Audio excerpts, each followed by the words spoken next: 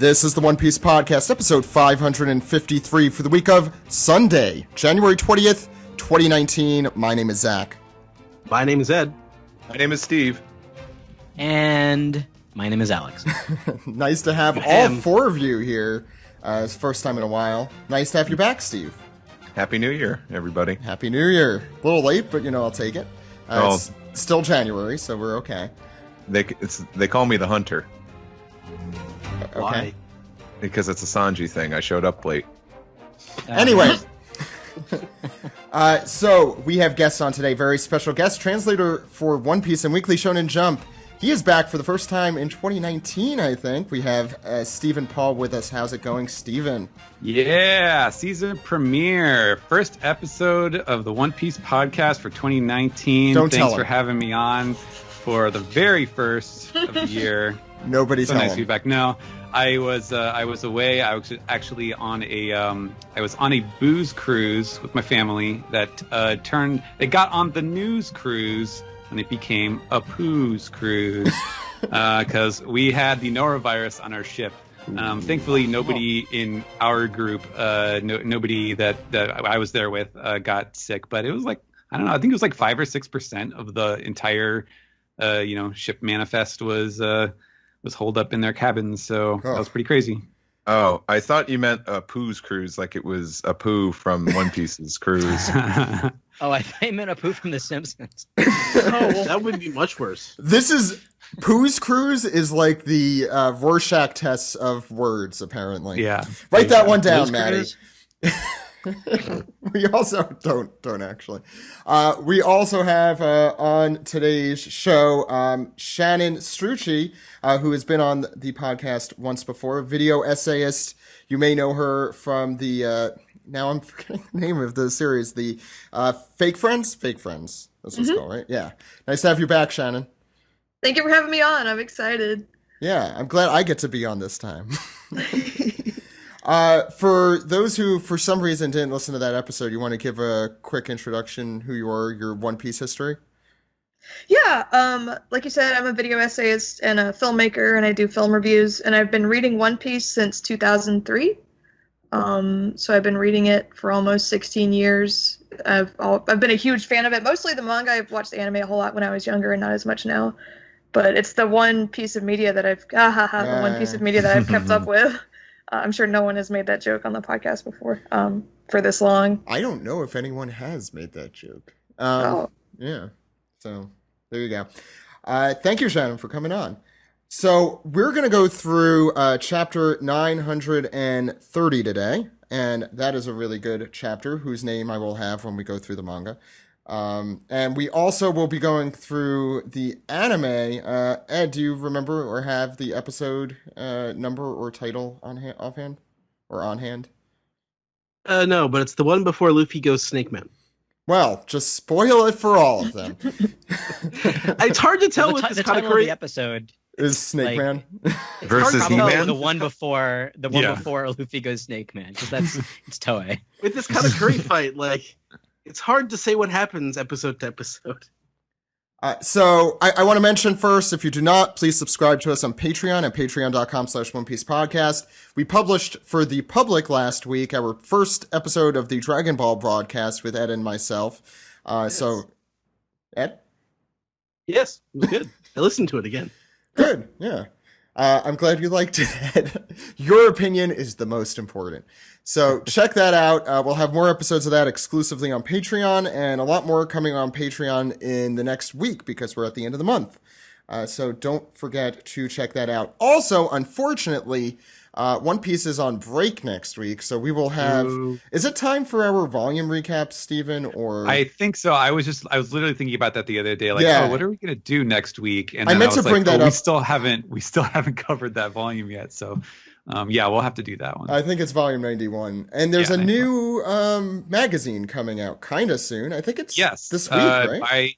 By the next episode, there should be the 5th installment of the One Piece magazine out. Although it'll take a while longer for us to cover that. I mean, we've had a lot of manga breaks lately. I feel like it's like kind of killing my groove a little bit, but... This one was a killer. I think this next one coming up, because this is an Oda break just after the holiday breaks that happened 2 in a row. So yeah, it's a lot of waiting. And it's not even like we haven't had like a 2-week break. That kind of would be easier. It's just like one, then off, then one, then off, then one. Yeah. But in real important news, on Jeopardy this week, voice of Sanji for 4 Kids, David Moo, played Jeopardy. What? Yes. David Moo was on Jeopardy? Yes. I had no idea about that. Do we know how he did? Ed, you always watch Jeopardy. Did you not watch Jeopardy that night? I don't. From the picture I saw, he was not in the champion's position. I don't know if he. my own mother didn't even text me to tell me. God. Also, I don't think she has any clue who Sanji is. So. He also owns a bar. Mr. and Mrs. Sanji's cool do not know who Sanji is. Mr. and Mrs. Sanji's cool. So that's officially your last name now. Yeah. Oh, congratulations, Steve. It's French. If anyone has that recorded, or if knows any information as to how he did, please let us know, because we had a fan pointed this out whose name I should have on hand, but I don't. I'll mention it and piece together. But yeah, I think that's a really crazy bit of news that happened this week. But that's basically all that's happened. It's been a kind of quiet time. So why don't we get straight into the manga? Are you guys ready? Yeah. Yes. Yeah. Why we're here.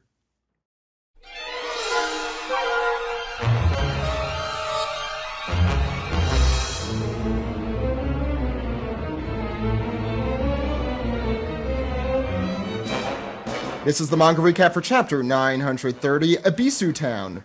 How did I do there, Steven? Oh, I would have said Ebisu. Well, I get to say it the way I want. Ed, what's going on in the front page here? Well, it's Rouge and Cracker racing on dolphins by Uh-oh.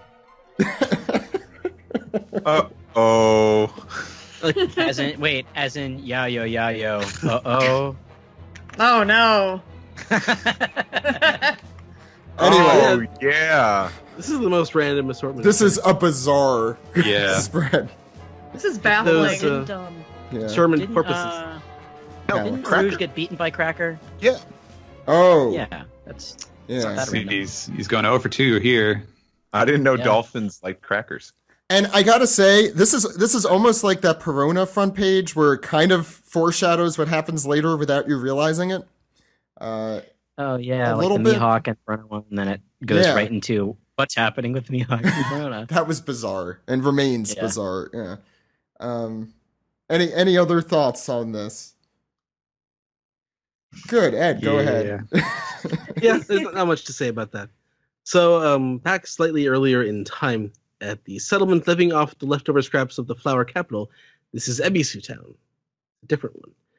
And everyone's got a big smile on their faces. Well, look who's back. It's Tonoyasu. Why'd you come back, Yasu? We ain't got no food here. I'm so hungry, I'm dying. I'm dying here. Zoro says, why are these people so cheerful? This leftover town is different from the Okobore town in Kuri. Yo, very astute, my good man. The people are cheerful now. After all, the many living things in the world, only a human being has the ability to smile. Yo! So why waste a good thing? Let those smiles ring. Oh, I'm hungry. He became Phil Ken 7 somewhere through there. Before so much. we Join the continue, club. Yeah. Go ahead. That first crowd mob scene, the guy on the right with the beard looks like Billy Mays. Billy Mays here for Ebisu Town. We have no food. Billy Mays here for starving. For hunger. Yeah. Too soon. The interesting thing here too, I did not actually realize until we got to this point. So they say, oh, this is an Okobore town. So it's it wasn't clear until this point that those are basically that they're not just slums, but that they are the term for these sort of hovel areas outside of these areas. Because I thought when they were talking about Okobore earlier, I was like, oh, he's from the same Okobore leftover town, and then it turned out they were different things, and I was like, oh, that explains why they weren't talking about this Ebisu stuff before this point. So it's like a Hooverville. Yeah. Mm-hmm. Yeah. So you get a couple of old people. One says, "Look at that! Another fell out from malnutrition." So why would you eat with it? Yeah, and so they ask Toniyasu, "Who's the Ronin?" He's got 3 swords by his side. You're right, 3 swords, all of them full-size katanas. Hey, buddy, is that for a comedy bit?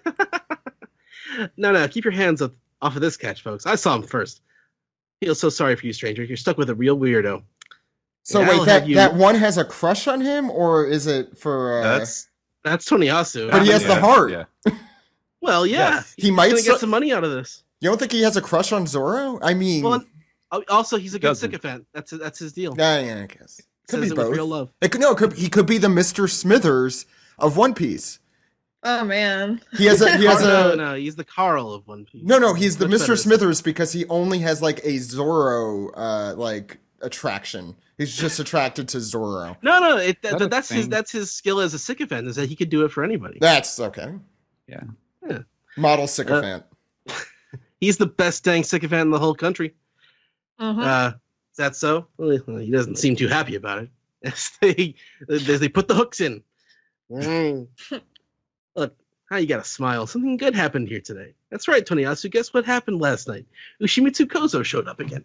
He did? There's something creepy about making Zoro smile. Where's that smile? He's being re-educated. Yeah. Oh my god. Oh god. It's not so bad, Homer. They would have to keep the little part of the they take out through your nose. That's his debut album, The Re-Neducation of Roronoa Zoro. Who's that big Ronin over there? My reaction at the last panel of this was like, oh, Ushimitsu Kozu showed up. It's like, he did? I'm like, oh, Ushimitsu Kozo! Who the hell are these people? The thing is, we could have totally been introduced to that person. I don't think most of us would know. I can't even remember if I was. Everyone sounds exactly the same. There's a lot side going on. show Yeah. Oh, Ushimitsu Kozo. So we learn all about Uhimitsu. Wait, Uhimihu? There we go. Mimimo.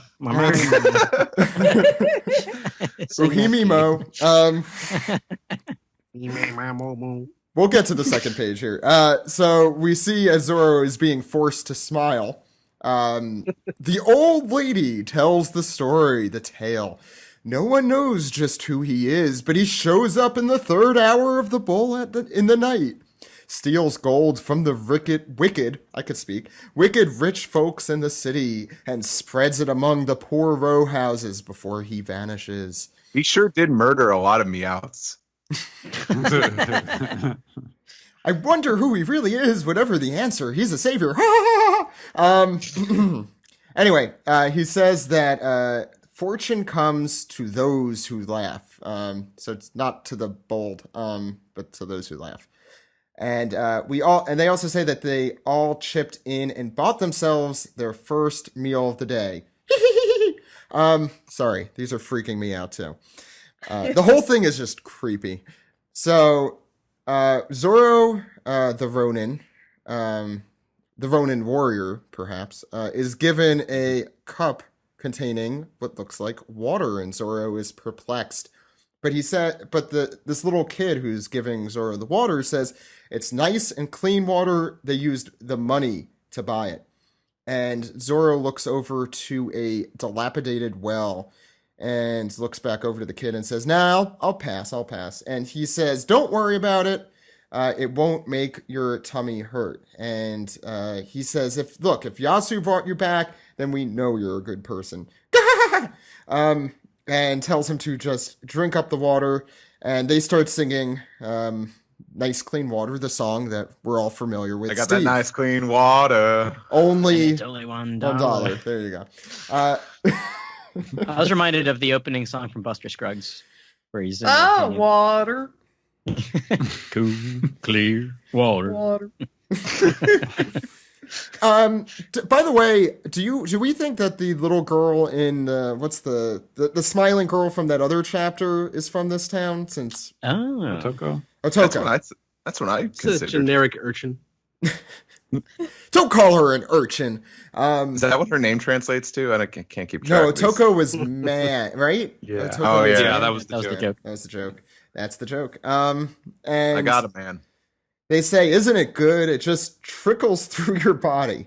But Zoro is still scowling, and they say, "You gotta smile on the good good fortune will go away."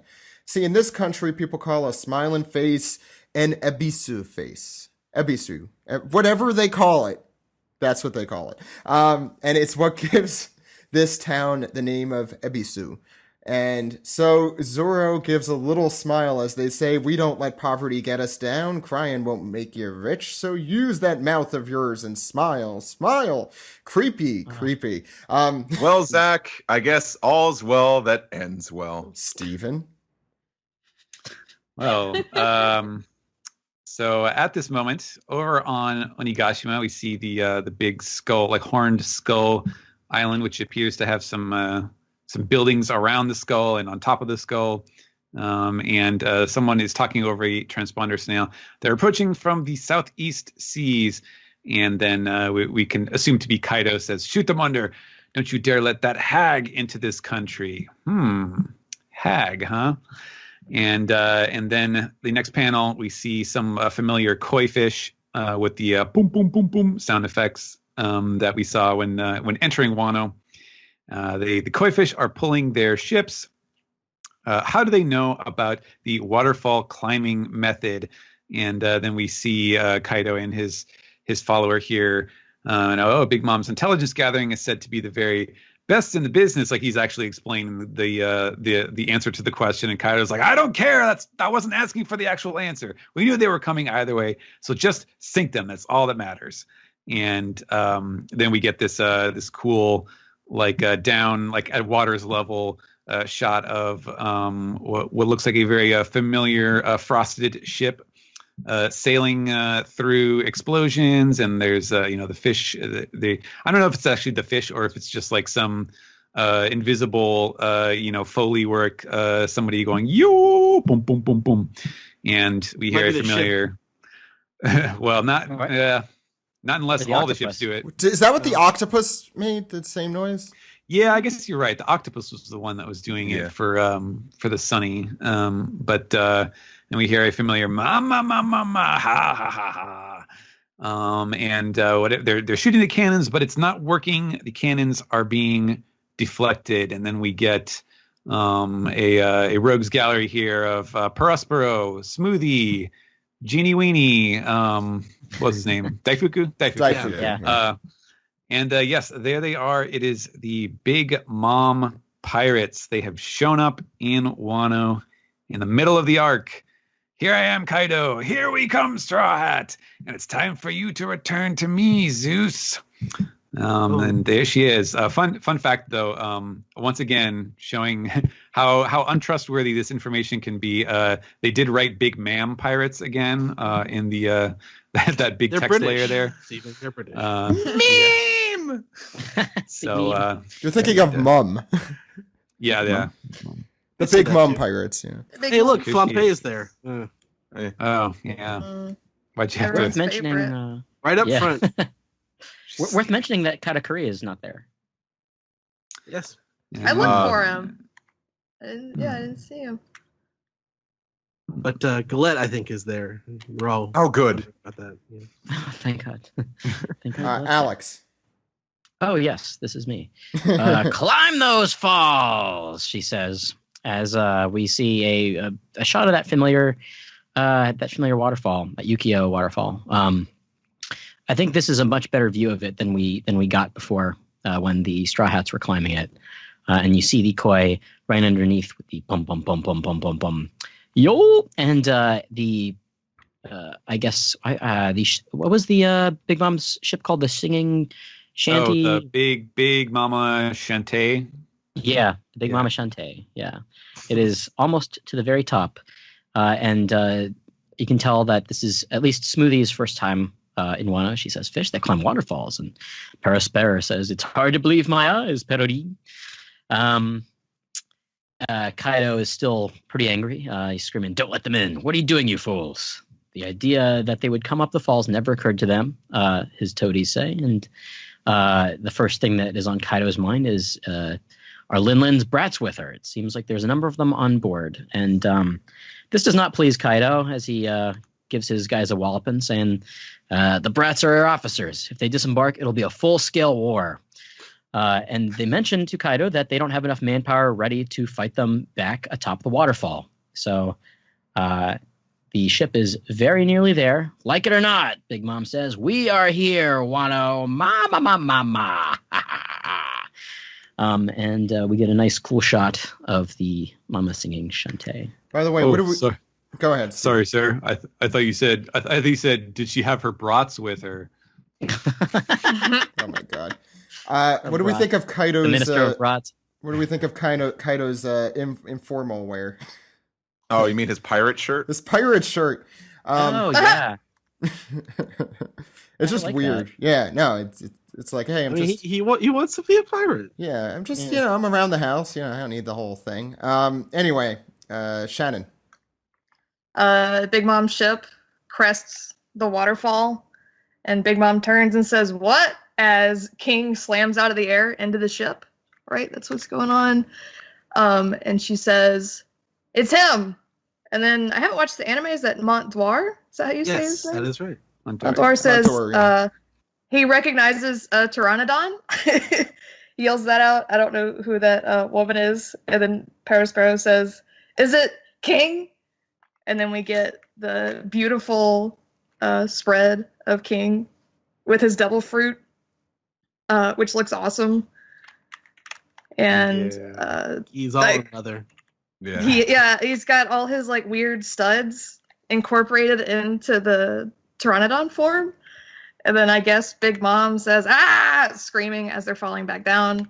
And then King, very full of himself, says, so much fuss over one measly ship. And then Kaido looks annoyed still, but his crew celebrates and says, King kicked him out of the air. And Big Mom is underwater. That's not good. Sinking. Well, for her. Yeah. Most of that crew are hammers. So that's That's It That's actually bad makes news. sense. Makes sense that Montdoor would know the Pteranodon because he has all the books. that's right. yeah, that's true. Oh, we're all yeah. kids. We all like dinosaurs at one point. Well, yeah. Yeah, but it also that Ed is right there. That's a good point. And I think this panel here is the most Charlotte Compote's ever done. I Oh, was like, I don't remember. She's the eldest daughter. She hasn't been allowed to do much in this series yeah. yet. She doesn't even say anything. There's not even an ellipses in her panel. It's literally just a reaction shot. Still more than usual for Oda hasn't picked his imaginary voice actor yet. Steve. And meanwhile, at the moment, at the Flower Capital, we have Frankie, Usopp, Sanji, and Law all running away. Hey, use their Japanese names. Come on. Roronoa, Toadsop, Sangoro, and Law. Law doesn't have one. just Law. Loske. Losuke. Law's okay. Go ahead. You Frankie's start like- a strangling Losuke meme. I was thinking of that, but anyway, Frankie's like, "Hey, how come we gotta run away too?" It's like, don't forget, like it was the soba cook, that knocked him out. They're chasing him, and Law states it doesn't matter. Like it's begun, and once they see you guys, it's gonna kick off an entire manhunt for the rest of your crew. Sanji says, "Yeah, we can't have that. They'll put Nami and Robin in danger. That's a no-no." The only thing that matters. Yep. Mhm. And Law says, "Hey, listen up. If you get caught, you don't say a thing. You don't tell them about the samurai, the minks. Just let them kill you." And both Usopp and his toad. What's Usopp's Japanese? Not Japanese. I'm sorry, Usohachi. Wano name. Usopachi. Usohachi. Usohachi. There's 8 of him. Usohachi says, "Yikes! Hey, Luffy wouldn't talk like that." And Law almost breaks the fourth wall, as he says, "I prefer things a bit more deadpan." Law is very funny. Law's explaining like, oh, here's the dynamic I bring to the story. I think Law became very self-aware in Wano. Yeah. From what I like it. Yeah, no, it's like it an much better, improvement. Yeah, I think. Well, it's only a matter of time before Law says, no, I'm the Poochie. I can't be embarrassed here. I have to go now. I have to prevent you from getting to the fireworks factory. And Furnosuke is like, well, why don't we just cover our faces before we fight them? And Law states, only fight them if you're absolutely positive that you will win. He says, like, you got to like conserve your strength and your energy, because any injury you take in a battle before the big decisive battle, that'll put our whole plan in jeopardy. So this is a Dressrosa thing too, Yeah, this is like Law's catchphrase. Like, I have to conserve my strength for later. and then he uses it all up on something completely useless. Like, hey, we've all read Dressrosa. Man, he had so much energy left over. Like, how many dudes did he fight? Yeah, many dudes. He's ready to take on the whole empire. And it's like Usohachi is like, wait, who made you captain? If I get caught, I'm blabbing, and it's like I'm telling everyone, so I could walk free. And Sanchi's like, don't even think about it. Ooh, I'm gonna protect you so good. And Usopp's like, yay, it worked. This is almost too slapstick. I like got mad for a moment because I was like, Usopp, what the hell, man? Come on, man. We gotta progress here. We gotta become stronger. And then I just realized it was just it was a ploy just to get Sanchi to protect him. It was hysterical. Yeah, I love that. Ooh, because it sounds like Yosemite Sam. Exactly. Or Trafalgar Law doing a gorilla monsoon. Will you be serious? Will you stop it? Yeah, that part is the three of them are a good combo there. Go ahead. And eek, we hear a shriek, and Sanchi says, "Ooh, it's a lady." As an explosion, no, not an explosion. Atop of a building, I think, is thrown. Yep. Okay, so yeah. And something inside a house, and Sanchi just looks like, what's going on over there?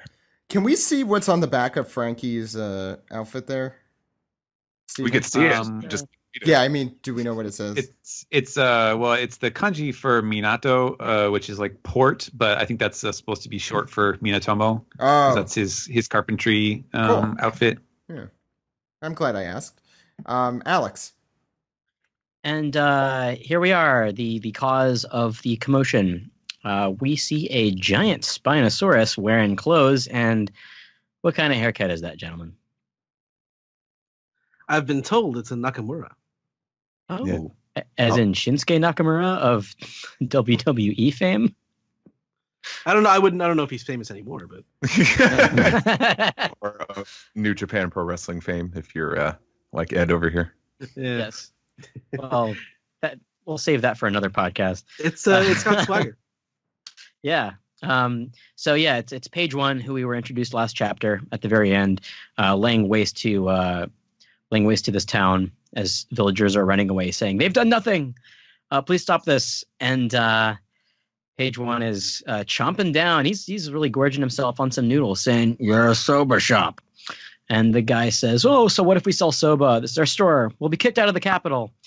And he demands that they tell him who the other soba cooks are, or else. And boy, he is quite huge in his dinosaur form. Wasn't he one of the largest in our dinosaur review from last week? Didn't we determine it's one of the largest types of dinosaur? Yeah. Supposedly larger than a tyrannosaur. So does this soba shop specialize in giant noodles? So he says, "Shout out for Sangoro as loud as you can. Shout for the fool who attacked the Kiyoshiro family." And the guy who owns the shop wastes no time in shouting Sangoro's name and saying, "Show yourself, curse you!" Is he from some sort of like Canadian dub of One Piece? Yes, he is. Barbecue time. Canadian barbecue. It's Canadian bacon. But page 1 says, "But if he's a coward, he'll never show his face at all. What shop should I try next? I'm in the mood for fruit. So he's basically just using this as an excuse to chow down. It's a win-win for page one. And at the same time, we hear, "Show yourself, Sangoro! Please, Sangoro, take responsibility for your actions." And Mother, you're gonna destroy the whole planet. Strange, isn't it? Sanji runs towards Sangoro runs towards the commotion. Frankie tells them, wait, Sanji. And the owner of the fruit shop says, "Don't do this. We've done nothing to deserve it," as page one slams through and starts eating all manner of fruits. And he says, "Then call for Sangoro, the sober cook. All of you at once." I feel like at this point, he's just like, "Hey, what should I do after this? Maybe, sushi." Like, he just... Next time I'll cook the meat. Yeah, excuse for free food. And as he's chomping down on some food, what do we see in the sky as he's arming down? I like this chomp, arm. Very good sound foley there. We see somebody in the sky. Who else but Sangoro saying, "I'm right here," as he kicks page one right in the face. And here we get a really great classic Oda impact shot, which I've missed so very much. Can you name all the fruits falling out of his mouth there? Sure. Well, there's apples and bananas and looks like grapes, melons. All the fruit looks like this year. I think I see an orange in there. Little orange. Yeah. Orange, yeah. That Sour looks like a giant apple. nut. Sour Watermelon. Ta-da! Steve, finish us off. Page one comes crashing down and hurts inside. And some ongoers say, "That's him. That's Sangoro with his special soba. Can't believe he actually showed up." Page one kind of collects himself and says, like, "Well, it took you long enough." And he's talking probably into a transponder snail because this is One Piece technology. He says, like, "This is page one reporting. Target spotted in the 6th block of District 2.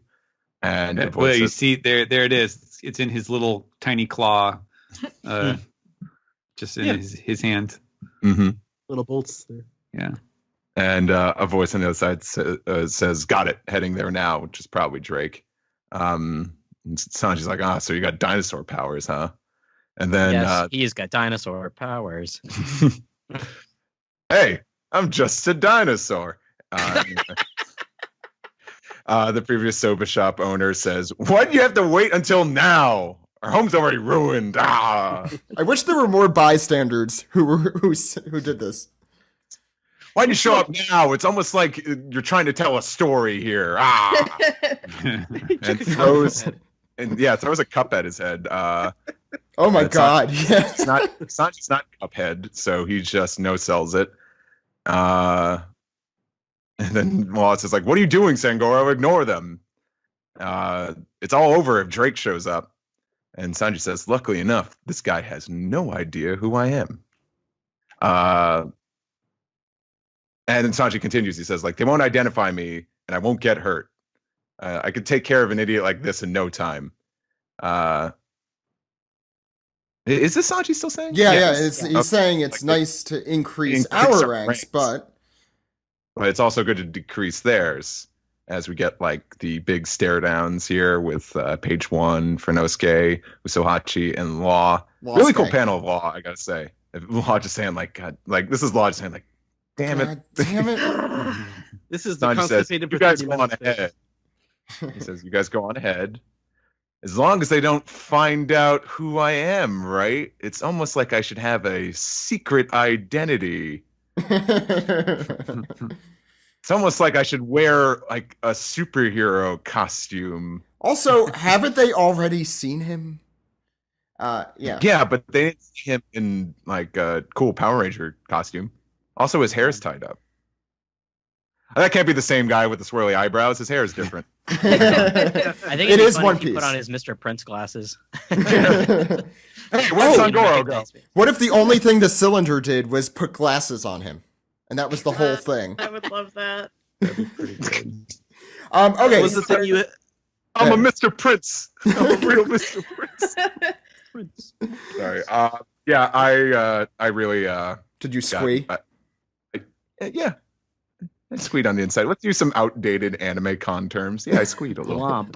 And then I glomped somebody. I'm a Neko. Is that is that term Sorry, not used anymore? With all these references here, but I'm very out of touch. Okay, thoughts on chapter 930. Steven, you want to start us off? Ooh,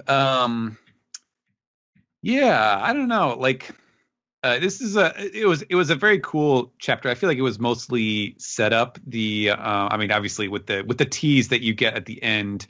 I mean, that's just like, that's just kind of putting the hype machine into overdrive as far as like, okay, what the hell is Sanji going to look like? He's actually going to do this thing now. He's going to put on these stupid suits. The part at the beginning, I think, was, I guess, is some nice local flavor. And it did, as I mentioned earlier, it did at least clear up as one little thing for me as far as like what the deal is with this town, because I thought it was the same Okobore as the one that we had been in previously, which so that put things into a more logical perspective for me. But other than that, like not a lot of information, just kind of reinforcing the Ushimitsu Kozo, like this sort of Robin Hood figure.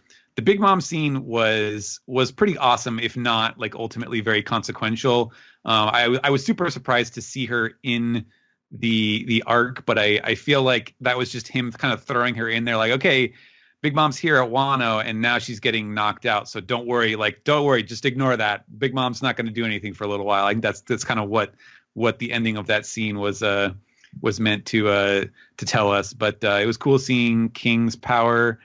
I definitely prefer his steampunk, like his dino punk form, I guess, to his human form, since we were kind of ragging on him for looking a lot like Gladius and other previous characters. So that was pretty cool.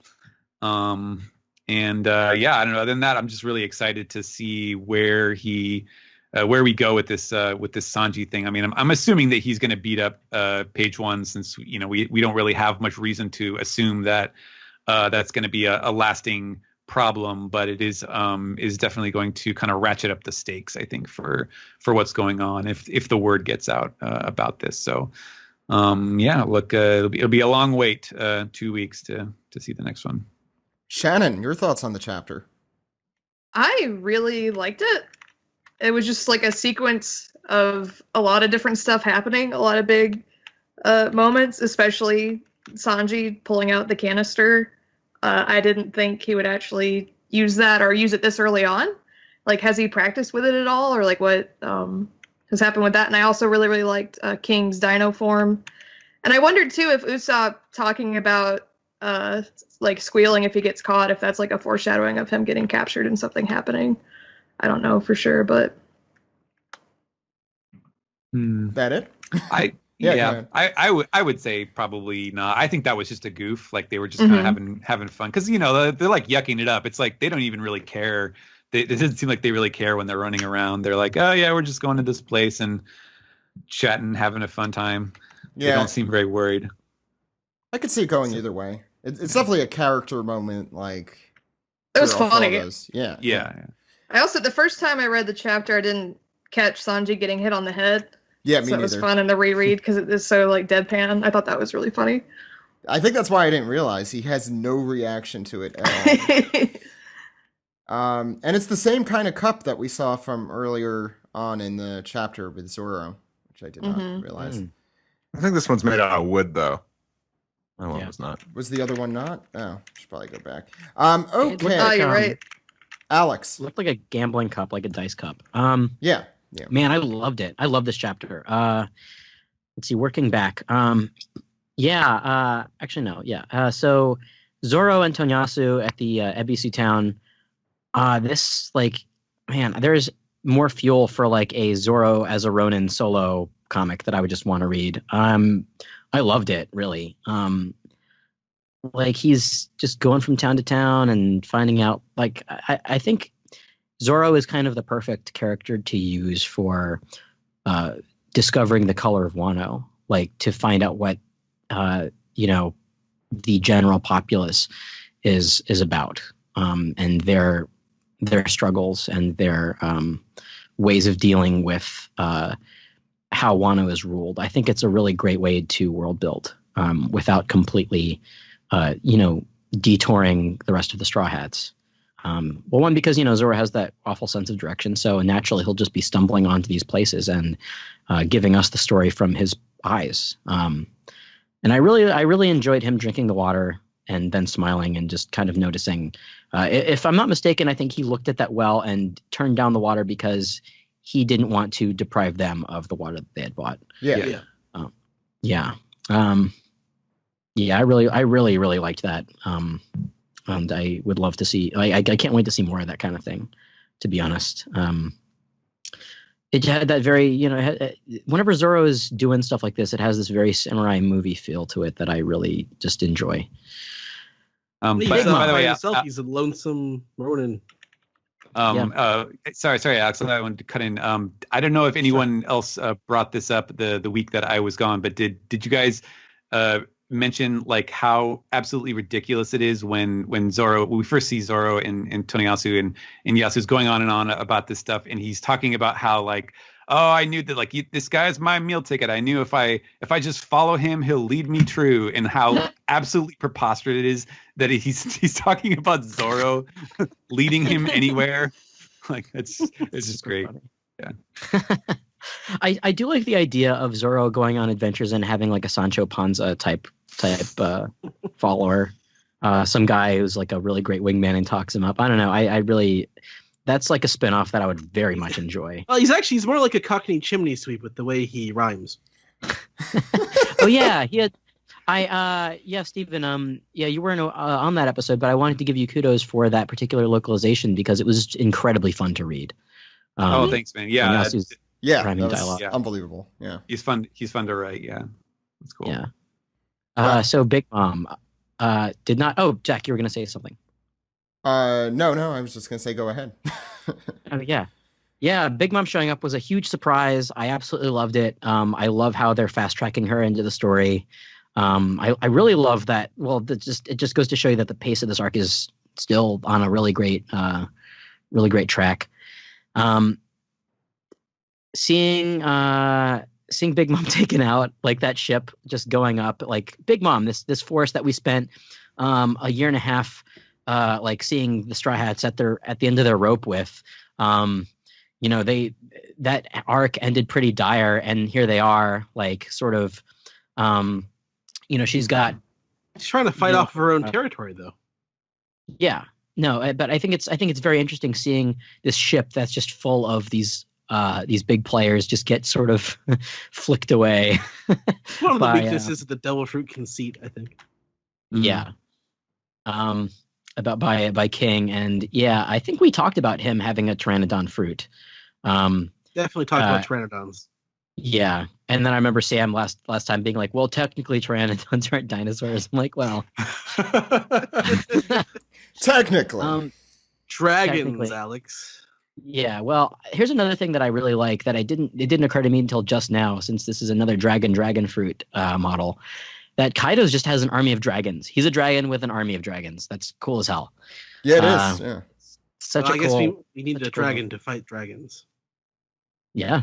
Oh, are you saying the Revolutionary Dragon? Okay. Oh. Hey, I was thinking Karasu should fight King, just because of how they look. But that'd be really cool. Very similar style of dress. Yeah, I'm with Steven and everybody else on that. Like, he looks really awesome in that form. Big fan. And I do wonder what's going to happen to Mom and the rest of her crew, because obviously they can't just, shelve her. I mean, just get rid of her. I mean, they'll probably shelve her for this part of the story just because she's got to come back at a certain point. But it makes me wonder if this is how Jinbei will show up. Like, he's going to save Big Mom's crew after being engaged in a giant battle. So I don't know. That would be interesting. I like that. Because I'm trying to think of like how exactly could she be saved, or maybe she'll wash up on a different shore or something like Luffy did. I mean, it is almost exactly how Luffy and his crew arrived at Wano. That they just Thousand Sunny kind of did that. Yeah, go ahead. Yeah, page 1's great. Super good. I think we're gonna see him get clowned but that's cool because I want to see Sanji suit up. Whether or not it's a costume like his brother's or his sister, which I wonder what they're going to do. What are you implying there? I'm implying that his brothers could very well have given him a raid suit like Reiju's, which would show off his super awesome abs. And his super awesome hairy calves. Yeah, Fair. It's true. Fair. But either way, I'm looking forward to seeing the next chapter. Just because this has been a long time coming, but I do. Shan did bring up a good point. Like, has he put on the suit like that we haven't seen yet? Like, maybe he's acclimated to using it because there's got to be like, a good reason for him to use it. He's despised the parascience. I think right at the beginning of Wano, he says that to Nami and all them when he discovers the raid suit. Like, I don't want to use this. I don't want to, don't even say the name Vinsmoke or the name Germa. I'm done with that. But like, he seems so confident now with this, with his raid suits that I do wonder that, like, did something change his mind, or maybe this is the last ditch effort here. I don't know. Mm-hmm. Or maybe we'll get like a slapstick scene of him like trying to figure it out. I was thinking that would be like, funny too. time. Yeah. It's like the climate act in Alabasta. Right. Yeah. Exactly. Yeah. Like that That'd would be fun. Yeah. Damn you, Niji. Okay. Steve. I feel like there's nothing else, or nothing much else for me to say, but the ending really got me hyped because it's a really cool Sanji moment, but I'm not holding my breath because either it's going to be something, cool and he's going to fight page 1, or it's going to be a twist and he's going to be embarrassed. Either way, I'm excited for both. I think it would be entertaining nonetheless. Say if he does get like a legit raid suit and fights page 1, I think Sanji won't come out of this the victor. But then again, we already have Luffy in prison. I don't get how we'd benefit from Sanji losing. And also got to think about it because Luffy was on his own, but here we have Law, Usopp, and Frankie here too. And I can't see them just leaving Sanji behind or letting Sanji being taken away. And page 1 could very well just be like another cracker where he's a formidable opponent that's just taken out in the first portion of the arc. So I'm just It's pretty high up spitballing on here. the pecking order, all things considered. Page 1, isn't he like one of the 4 whatchamacallits? Yeah, I thought he was. Well, I guess like Cracker, he's the least of. He's one of the page masters, Steve. But he's the first page. Ed, like he's you. Oh, we should definitely call I Ed that thought from now of on. Yeah. I think I'm gonna take this in stride no matter what happens. I just like seeing Sanji get a moment like this, especially when I thought, now that Whole Cake Island's over, Sanji, you take a back seat, let everyone else get their moment to shine again. I'm glad Sanji's just out front doing like what he does best again, and I personally would love to see Sanji just have a fight, like have a good old proper shonen manga fight. Just give me some of that. There's nothing wrong with that. It looks like that's what's going to happen here. Yeah, cool. Ed. Yeah, I just wanted to focus a little bit on the sort of the Ebisu town aspect of it, which I found really disturbing and sort of fits in with the whole Wano sort of abject poverty and climate of it all. That that it's kind of perverse that the only way that they can get through with this horrible polluted land is to just smile in the face of everything else that you shouldn't be smiling for. It's just another thing adding to the indignity of how Wano is run, and with Zoro, he gets to go see that on his own. He gets to have his own journey. I'm not really sure why yet, but I imagine it has something to do with swords, because it's Zoro, of course. I'm curious about Sanji carrying the raid suit around with him for this whole thing in case he might use it. Like, we thought back when we read that chapter at the end of Whole Cake Island that he might have qualms about using it because it comes from his family, and it doesn't really seem like he does. So I guess he's a pirate. He'll use anything, I guess. So it is a weird switch to me because he was like so upset and now he looks so happy about it. Well, it's very useful in this particular situation. So Mhm. I guess he's happy that he held on to it. The Big Mom aspect of it, like this can't be the end of her. Like in this arc, like, it's not the end of her absolutely, but like the end of her in this arc, it's so jarring to see her put herself in such a precarious position and get knocked off like that and sink into the ocean. I feel like she's going to come back quicker than we think. Did you get the impression? This is kind of my impression of that whole scene with Kaido in Big Mom, that there's almost something kind of slapstick about the way that they were acting, where like, you know, she's like, here I am. Chapter. It's a very punchy like, chapter. woo, we're gonna climb the falls, and then, you know, they get their ship knocked out. But then on the other hand, Kaido is just like, why aren't you doing anything? Do something! Don't let them in. And you know, he kind of comes across as a little like impotent as well, as far as like he's just sort of sitting there yelling at people and not actually doing something for a big giant guy like that. Like it just sort of seemed they both came off kind of buffoonish in this chapter, I thought. Mhm. I wonder, I wonder if it's weird because he asks if Lilian's brats are with her, and he says, yeah, the brats are our officers, but I wonder maybe if he's the father of one or two of them. I was definitely thinking that. Yeah, I mean we've speculated on that before. I think. Yeah, I guess that's true. Yeah, with the way they talk to each other. Yeah, and they have some sort of history. So like she's got a lot of kids. I mean, they got to come from somewhere. Yeah, it's weird. Like because they do have some sort of history. I remember her saying about Kaido, like, you know, that thing is, you know, too strong, or, you know, you'll never be able to eat that thing.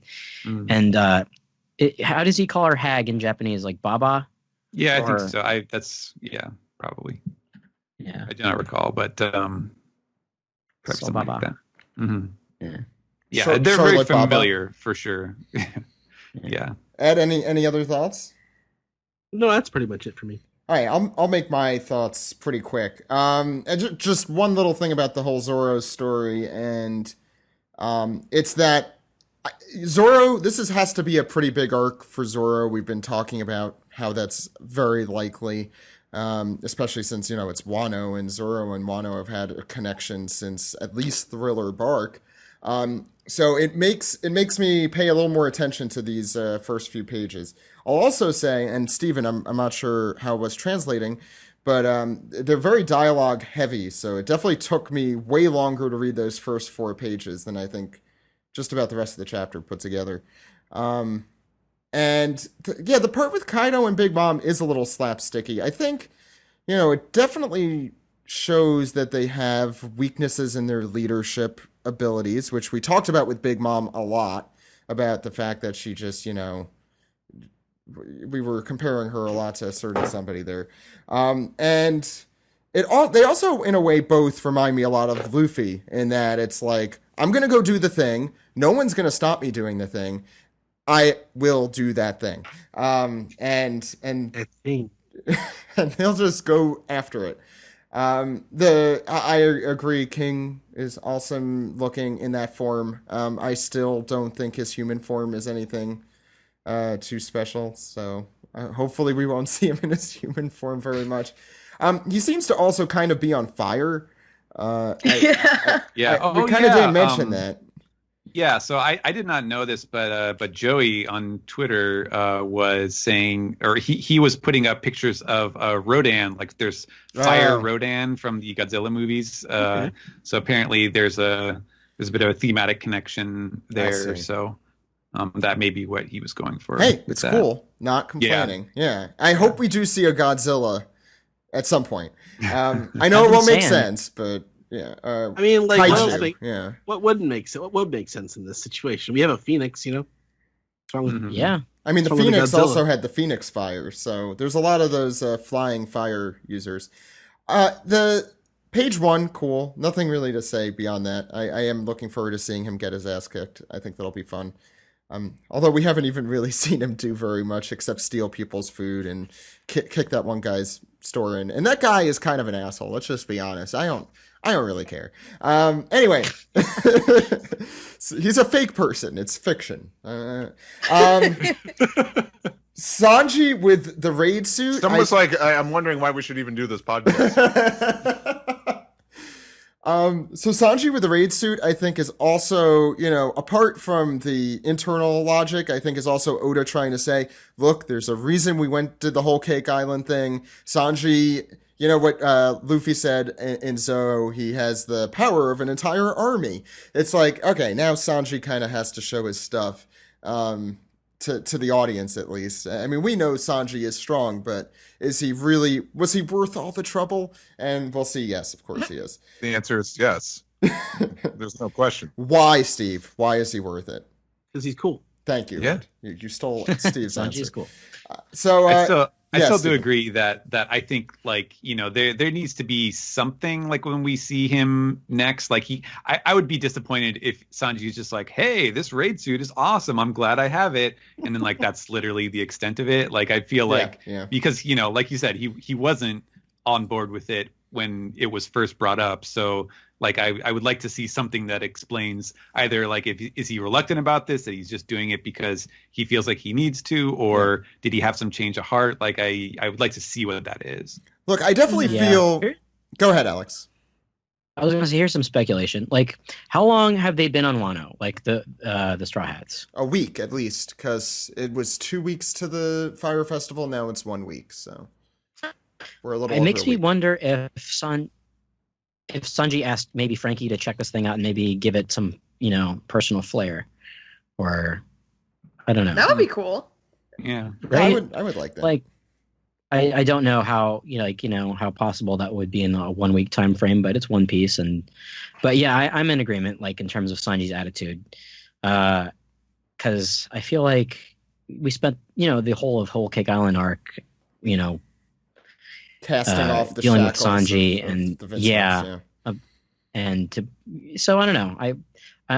I want to see where this goes. Also because Sanji's going to transform. I mean, I think it's going to be. thing. I think it's going to be awesome, and I'm looking forward to it. But at the same time, it is somewhat of a betrayal of the character development we had during the whole Big Mom stuff. For once, Sanji will hentai, but not that kind of hentai. You made the Frankie joke. I just think Sanji's using it, and he's like, no, I hate this, but if I could use it to disguise myself and not jeopardize our mission, why the hell not? Yeah, I agree with Steve. He has no pride in being Sangoro. He has pride in being Sanji. Okay. Anyway, any final thoughts? Sounds like a no. So let's go into the next segment.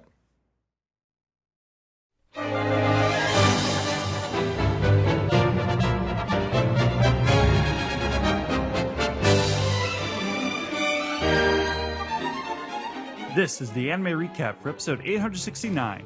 Wake up, the color of observation able to top the strongest. I'm your host Sam, and today with me we have, once again, Ed. Hey. This episode, I thought it was okay. I expected. I ended up liking the story it told. I liked the animals and everything.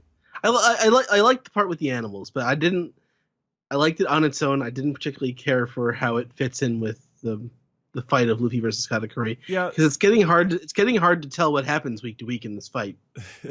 Yeah, I think this is where the weaknesses of the fight, like narratively, show the most. Well, it's going to be amplified by the anime's worst tendencies. The title card this week begins at 5 minutes 11 seconds. And it opens with Luffy and Katakuri are still in the middle of their simultaneous punch. They push away, and Katakuri is fighting with his edged mochi, which is the rectangular arms. A lot of this recap is just going to be me explaining the fighting. And I thought there were some cool directorial choices at the beginning. Like, they do this thing where they do a wraparound, like, the camera spins around them as they fight, like, twice in rapid succession. I thought that was a pretty cool choice. And I thought the fight, the way that they chose to animate it, even though it's necessarily, and especially at the end, extremely limited animation, especially at the end, that made me angry. But at the beginning here, it seems like that they were going to like do some cool directorial things and have the fight shot in a cool way, but the episode didn't end up going that direction. Katakuri is saying, "It doesn't matter how close you get to my level, I'll keep reaching for the same goal." And he's got his big, donut arms coming out of the air, punching away. We see several instances of Katakuri seeing the future, like he sees Luffy throwing up a big kick, and he dodges that. We have a clash between Katakuri's kick and an elephant gun. And that kind of goes on for a bit, but then Katakuri's that was cool because kick it gets bigger and it blobs up and it pushes Luffy away. Yeah, kind of like the way that it sort of blobbed, like this was blobbiness. him. Yeah, he was like, it's like Katakuri doing your second mochi. Yeah. He brings out the chestnut mochi, which is a donut with spikes on it, and he's throwing that around. The spikes are shooting out. We come to Riskaina. We're going back to flashback land with Rayleigh, and it is Rayleigh throwing a club, and Luffy's trying to dodge it. His goal is to dodge Rayleigh's attacks 100 times. It's very much like the there's a training minigame in Zelda: The Wind Waker that it reminded me of, where you get like you get the best item if you can do it 100 times. And if they hadn't explained, I think that Riskaina has like all the seasons in rapid succession, it would seem like Luffy was really going hungry. If like that was part of that island, that they changed seasons rapidly, because otherwise, like it's snowing later on in this episode, and he hasn't had anything to eat. Yeah. So he's getting close, or he's able to do it 20 times, but he gets distracted by the crack of a twig. And Rayleigh bops him on the head. Later that night, you can see him hockey armor the bat, because it looks like a metal bat, but then you're like, oh, it's actually just a piece of wood. Yeah. So part of the training is that Luffy cannot eat until he dodges 100 times, and so when Rayleigh kind of leaves him for the night, he's still blindfolded and he's still hungry. He's got animal friends coming with food, and he's like a Disney princess. Luffy rejects the food, saying basically he's being a good boy. He's going to do the training right. Even if it's weird for him. Even if in front of Rayleigh, he's like, "Oh, give me food, please." So big lion shows up. Yeah, he's asking the animals, instead of feeding him, he's like, "Hey, fight me, help me with my training." And that's how Luffy gets into a fight with this big giant lion. And I guess the lion is kind of going crazy because he's got this big stick in his side. He's bleeding from that, and Luffy helps him pull that out. Well, he like subdues him with Emperor's Haki, like kind of something like that. I thought that was part of it. He like touches the lion's nose, and he's like being very gentle, but the lion is still going crazy because he's hurt. So we come forward. It's now snowy time. Luffy successfully dodges 100 times. And Rayleigh is asking, "Oh, how'd you dodge that last one? I was completely disguising my presence." And Luffy just says that, "Oh, I just felt like you were smiling." We momentarily come back to the present before we reach the eye catch of the episode, and then we come back. And then when we come back, it's back to flashback pretty quickly. Rayleigh and Luffy are having food. They're eating. The weird thing about Riskaina is that Luffy's clearly like eating the animals he's friends with or something. He's eating something. Yeah. Like you try not to think about it too much. So Luffy, I did like that choreography of the fight, like where like when he finally gets to 100. That was actually, he does a little cool little choreography there. Yeah, and they're talking about the philosophy of observation haki. Rayleigh is basically preparing him for somebody like Katakuri coming up in the future who has, such good observation haki he can see the future. And he's like asking, "Oh, well, what do you think you're going to do when you fight a guy like that?" And Luffy can only respond, "I don't know, it depends on their personality." And Rayleigh is amused by this. It's a very Luffy sort of answer. Yeah. Back to the present. Now, like, Luffy's dodging a ton of punches. He's got a handle on Katakuri now. Katakuri is basically doing a Gum Gum Gatling type attack, and Luffy's just like boo boo boo boo boo boo, dodging them all. I think they might use some of the animation that was from the opening here. Yeah, with Katakuri's like bunch of arms. I did not really notice. We have Katakuri's burning mochi attack, which is where I guess he's like heating up his arm with mochi with hockey or something. Something like that. He heats mochi, up and yeah. his mochi arm just kind of explodes and like a gun and hits Luffy, sends him flying. I love the sense of distance. This is what the anime really kind of gets across that the manga couldn't. It's just like how big the mirror world feels. Yeah. Luffy's dodging all those attacks too. Yeah, now we're kind of at the point where we're mostly just montaging our way through the fight. But like at the end of this, the animation drops out completely, and it's a series of stills. Yeah, like that was like, I feel like that gets the montage feeling across, which is because they're still fighting. Like even at this point, it's still like hours away from 1 o'clock in the morning. Yeah. So we're montaging our way through. Katakuri he's kind of inner monologuing to himself, like, "Oh, as my role, because of my role as a member of the Sweet Three," and then he stops himself, like, "No, I'm doing this because I want to, not because I have any like family pride or anything." Yeah, Katakuri is actually the more interesting character in this fight at this point. Yeah, like his internal struggle is more like you always get the feeling Luffy's going to win. He's the main character. It's what he does, but Katakuri having this sort of doubt, or at least this sort of change of heart feeling about his family is really interesting. Katakuri and Pudding are the main characters of Whole Cake Island, really. Yeah. So we come to Sanji and Pudding. They're kind of they're flying their way to Cacao Island. They're having a pretty normal Sanji Pudding moment. She explodes several times, I think. Yeah. So on Cacao Island, the various members of the Charlotte family are gathering. We get to see some people we hadn't met yet, like Charlotte Brownie, Snack, who is one of the former Sweet Four. They all have to be named. Jaboost had to be. Mukuru.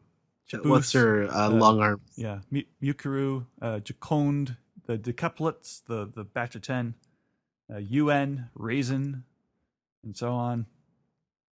So now the narrator is telling us that we have an hour before the rendezvous, and Luffy and Katakuri. So Luffy's like on the ground. He's kind of exhausted. He's panting.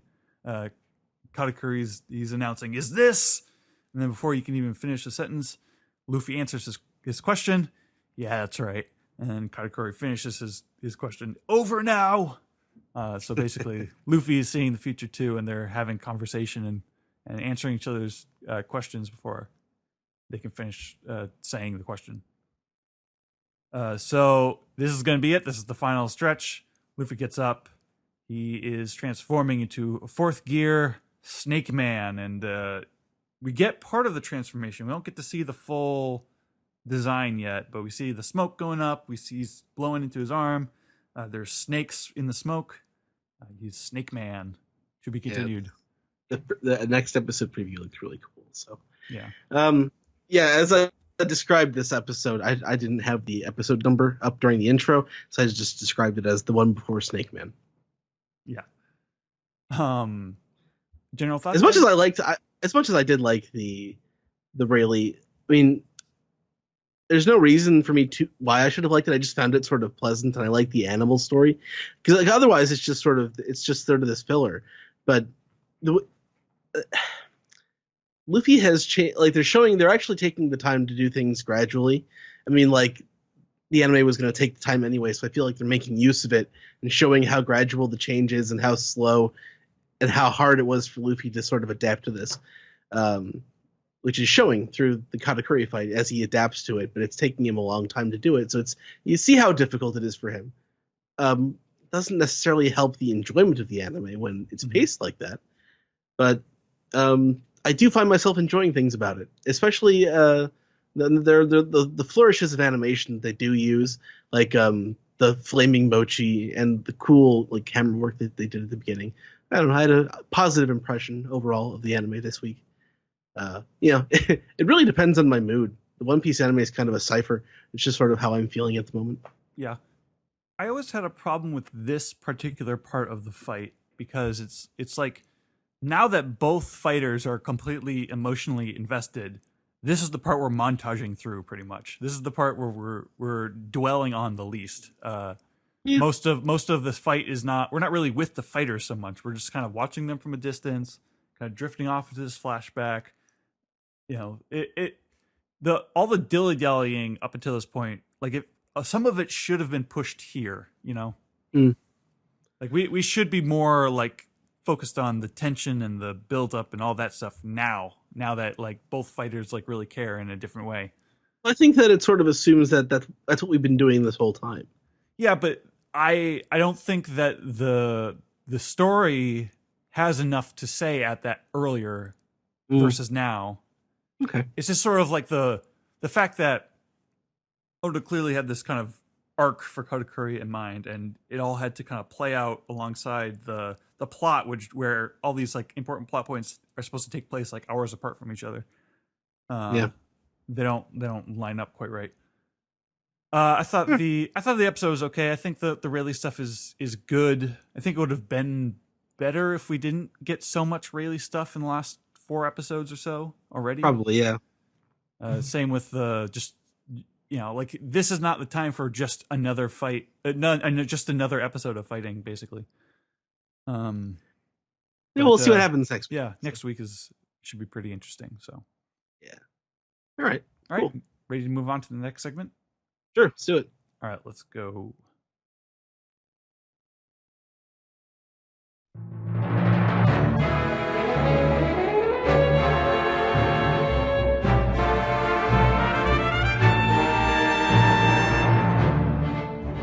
Okay, it's time to disguise myself using questions, comments, and theories. This is the Piece Together segment. Now no one knows who I am. I'm Zach. Anyway, let's start with Ed. DSP. Yeah, I know you didn't recognize me, but there you go. So let's go to Discord. First question comes from Abdul, who says, "Hey, OPP, that was a great cover request and chapter after a break. Looking forward to today's podcast. And as of writing this, super excited for Shannon to be on for today's manga recap." So there you go. Hey. So this is his question. He thinks that it's great to see Drake side by side with Page One in his human beast form. So he just thought it's fun to see a member of the worst generation having the devil fruit that he does fit in perfectly with an emperor. Also, who called the Pterodon model last week? P.S. Dragon Ball Super Broly was amazing. Go see it. I do need to see that. I heard it got like over $20 million this weekend. Yeah, that must mean it's a great movie, Zach. No. I'm just for an anime movie. That's a big deal. Well, you saw it, Steve. Was it a great movie? Yes. Yeah. Then there you go. The market has spoken. Everyone saw it and they're like, "Oh, that's that thing from the Macy's parade." Yep.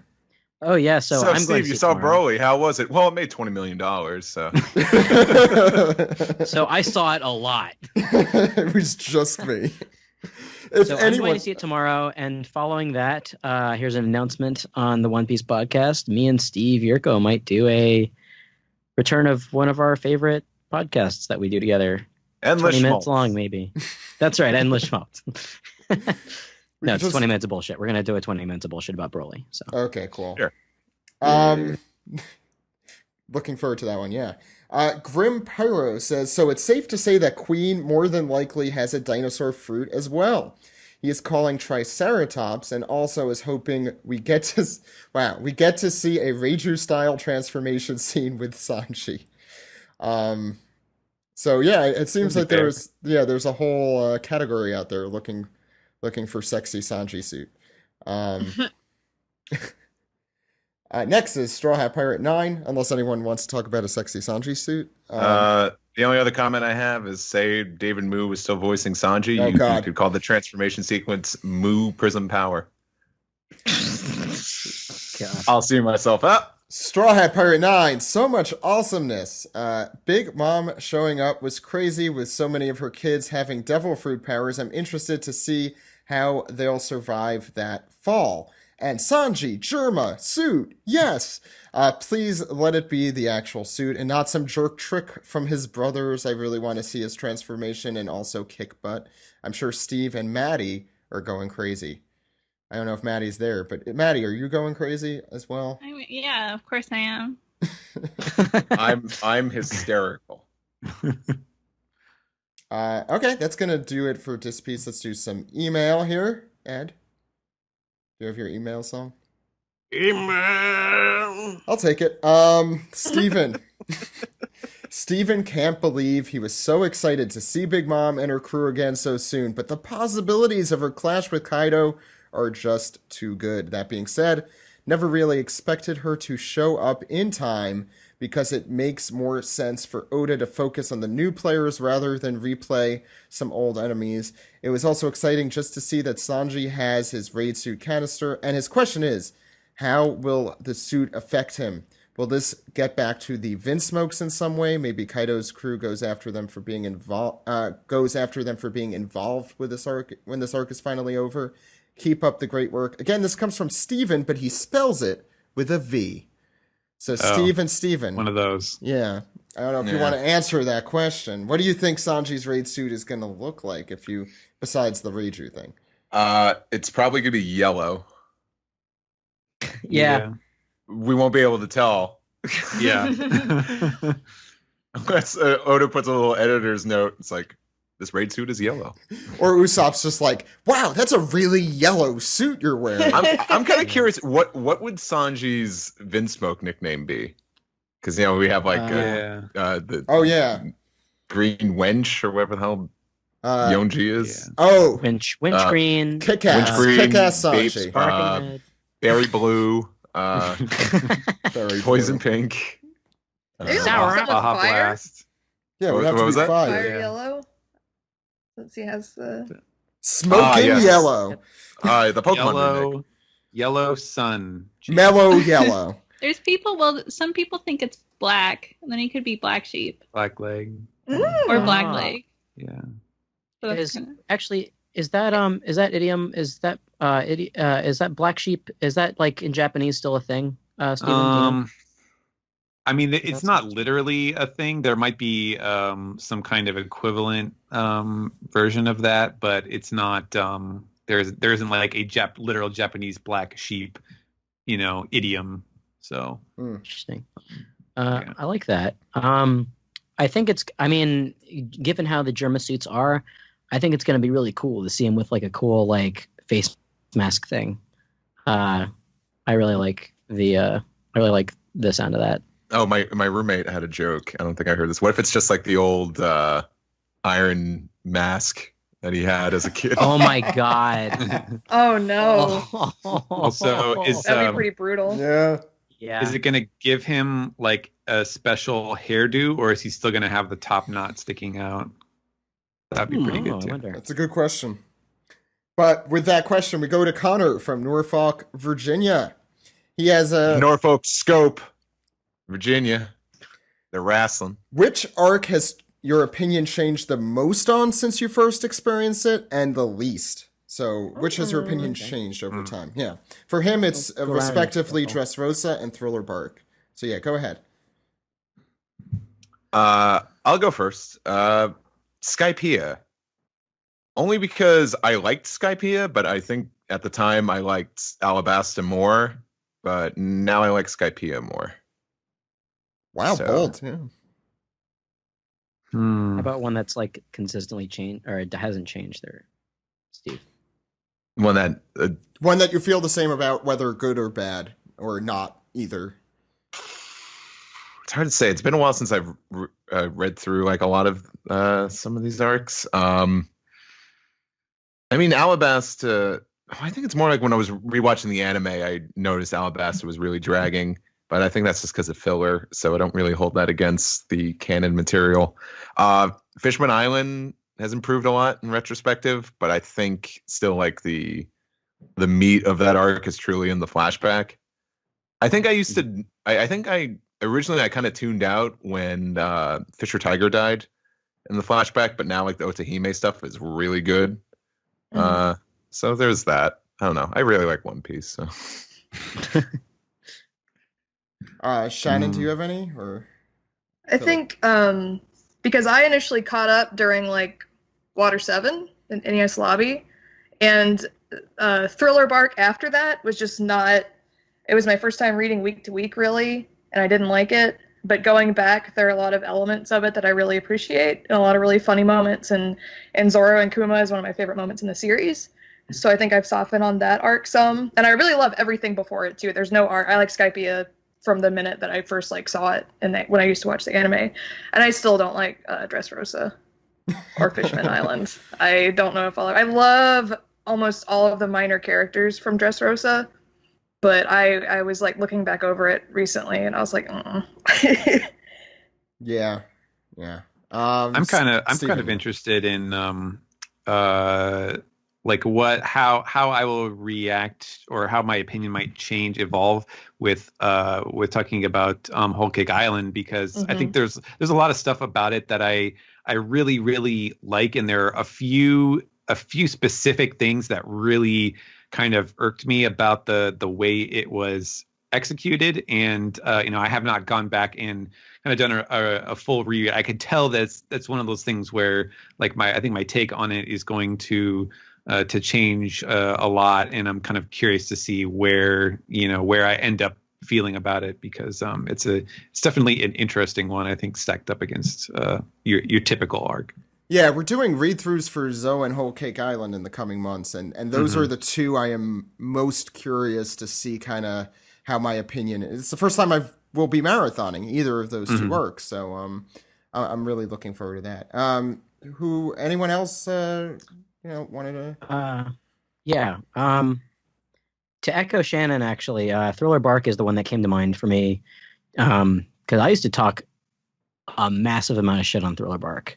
Aside from like the end of it, which is one of my favorite things about One Piece, the Zoro stuff and Brooks flashback, I really love a lot.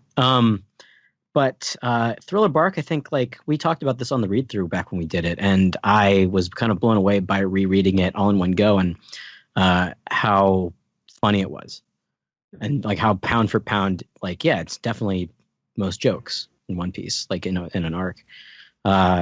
My tune has changed pretty much. It pretty much turned completely around on Thriller Bark for the most part. And having read through Dressrosa again, I can safely say that I still don't like it. But on the positive side of things, Alabasta is one of those arcs that I will never get tired of, and I reread it on a constant basis.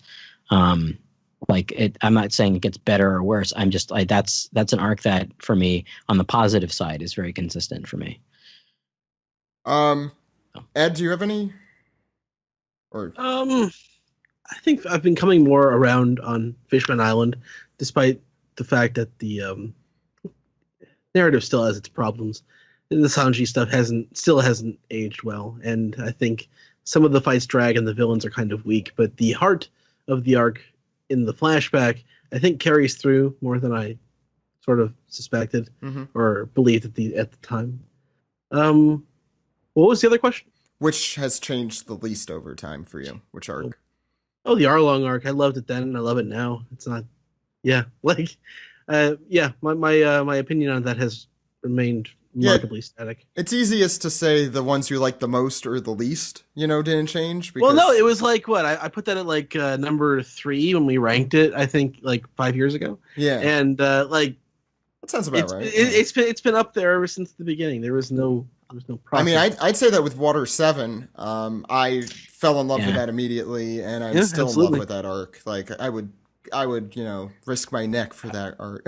That arc. Yeah, I thought you were about to say I was going to die for that arc. I would. I would, yeah. Actually, my opinion has improved of Karate. Karate is another one where my opinion has improved. I watched that initially in the anime, and I thought it was slow. Actually, that's a really good. I should have thought about that, because I can't watch Sanji's like farewell to Zeph in the anime without like tearing up a little bit. It's really nice. I mean, we also talked. It's one of those arcs. We talked about Thriller Bark, and I know we're spending a lot of time on this question, but it's a good question.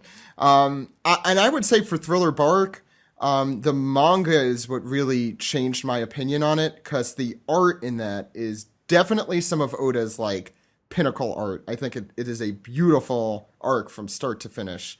They're just like even like little tiny panels that you would ignore, like stuff during the Oars fight There's just like some of these epic looking things. I was actually thinking about that today. I was thinking about the oars design because I was thinking about how much it looks like the Onigashima. Like if that's actually a skull of an oars. Oh my gosh! Yeah. I was looking at the horns. The horns are shaped the same. I hope so. That would be really cool. And if it ended up being something like Little Garden or something, where it's like there's a history behind Onigashima from way back. I mean, we're gonna probably get a flashback to Odin and perhaps further back with the stuff in the Void Century and look, if it's gonna happen, it might happen in the place where they made the poneglyphs. Anyway. Oh God, I didn't even think about that. Yeah. And also Toki creates an interesting, I'm really getting off topic. Toki creates an interesting, what do you call it? Hem between that, the distant past and today. Okay, we probably should move on, but fun question. Yeah. Myra says, what are your thoughts on the theory that Luffy's mom was or is a celestial dragon? This person is a fan of it even and thinks that there's evidence to support it, but I was curious as to what you guys think. I've never heard that. I'll say it would first. fit in with the thing that Oda said a long time ago about, I think in an interview he gave once, he talked about Luffy's mother was alive and that we hadn't seen her yet. That was a very long time ago, if I'm remembering that interview correctly. But yeah, that's possible, but it would be interesting because of what it implies about Dragon. Yeah, that's my only sticking point with it. Like, why would he? I mean, depending on the circumstances.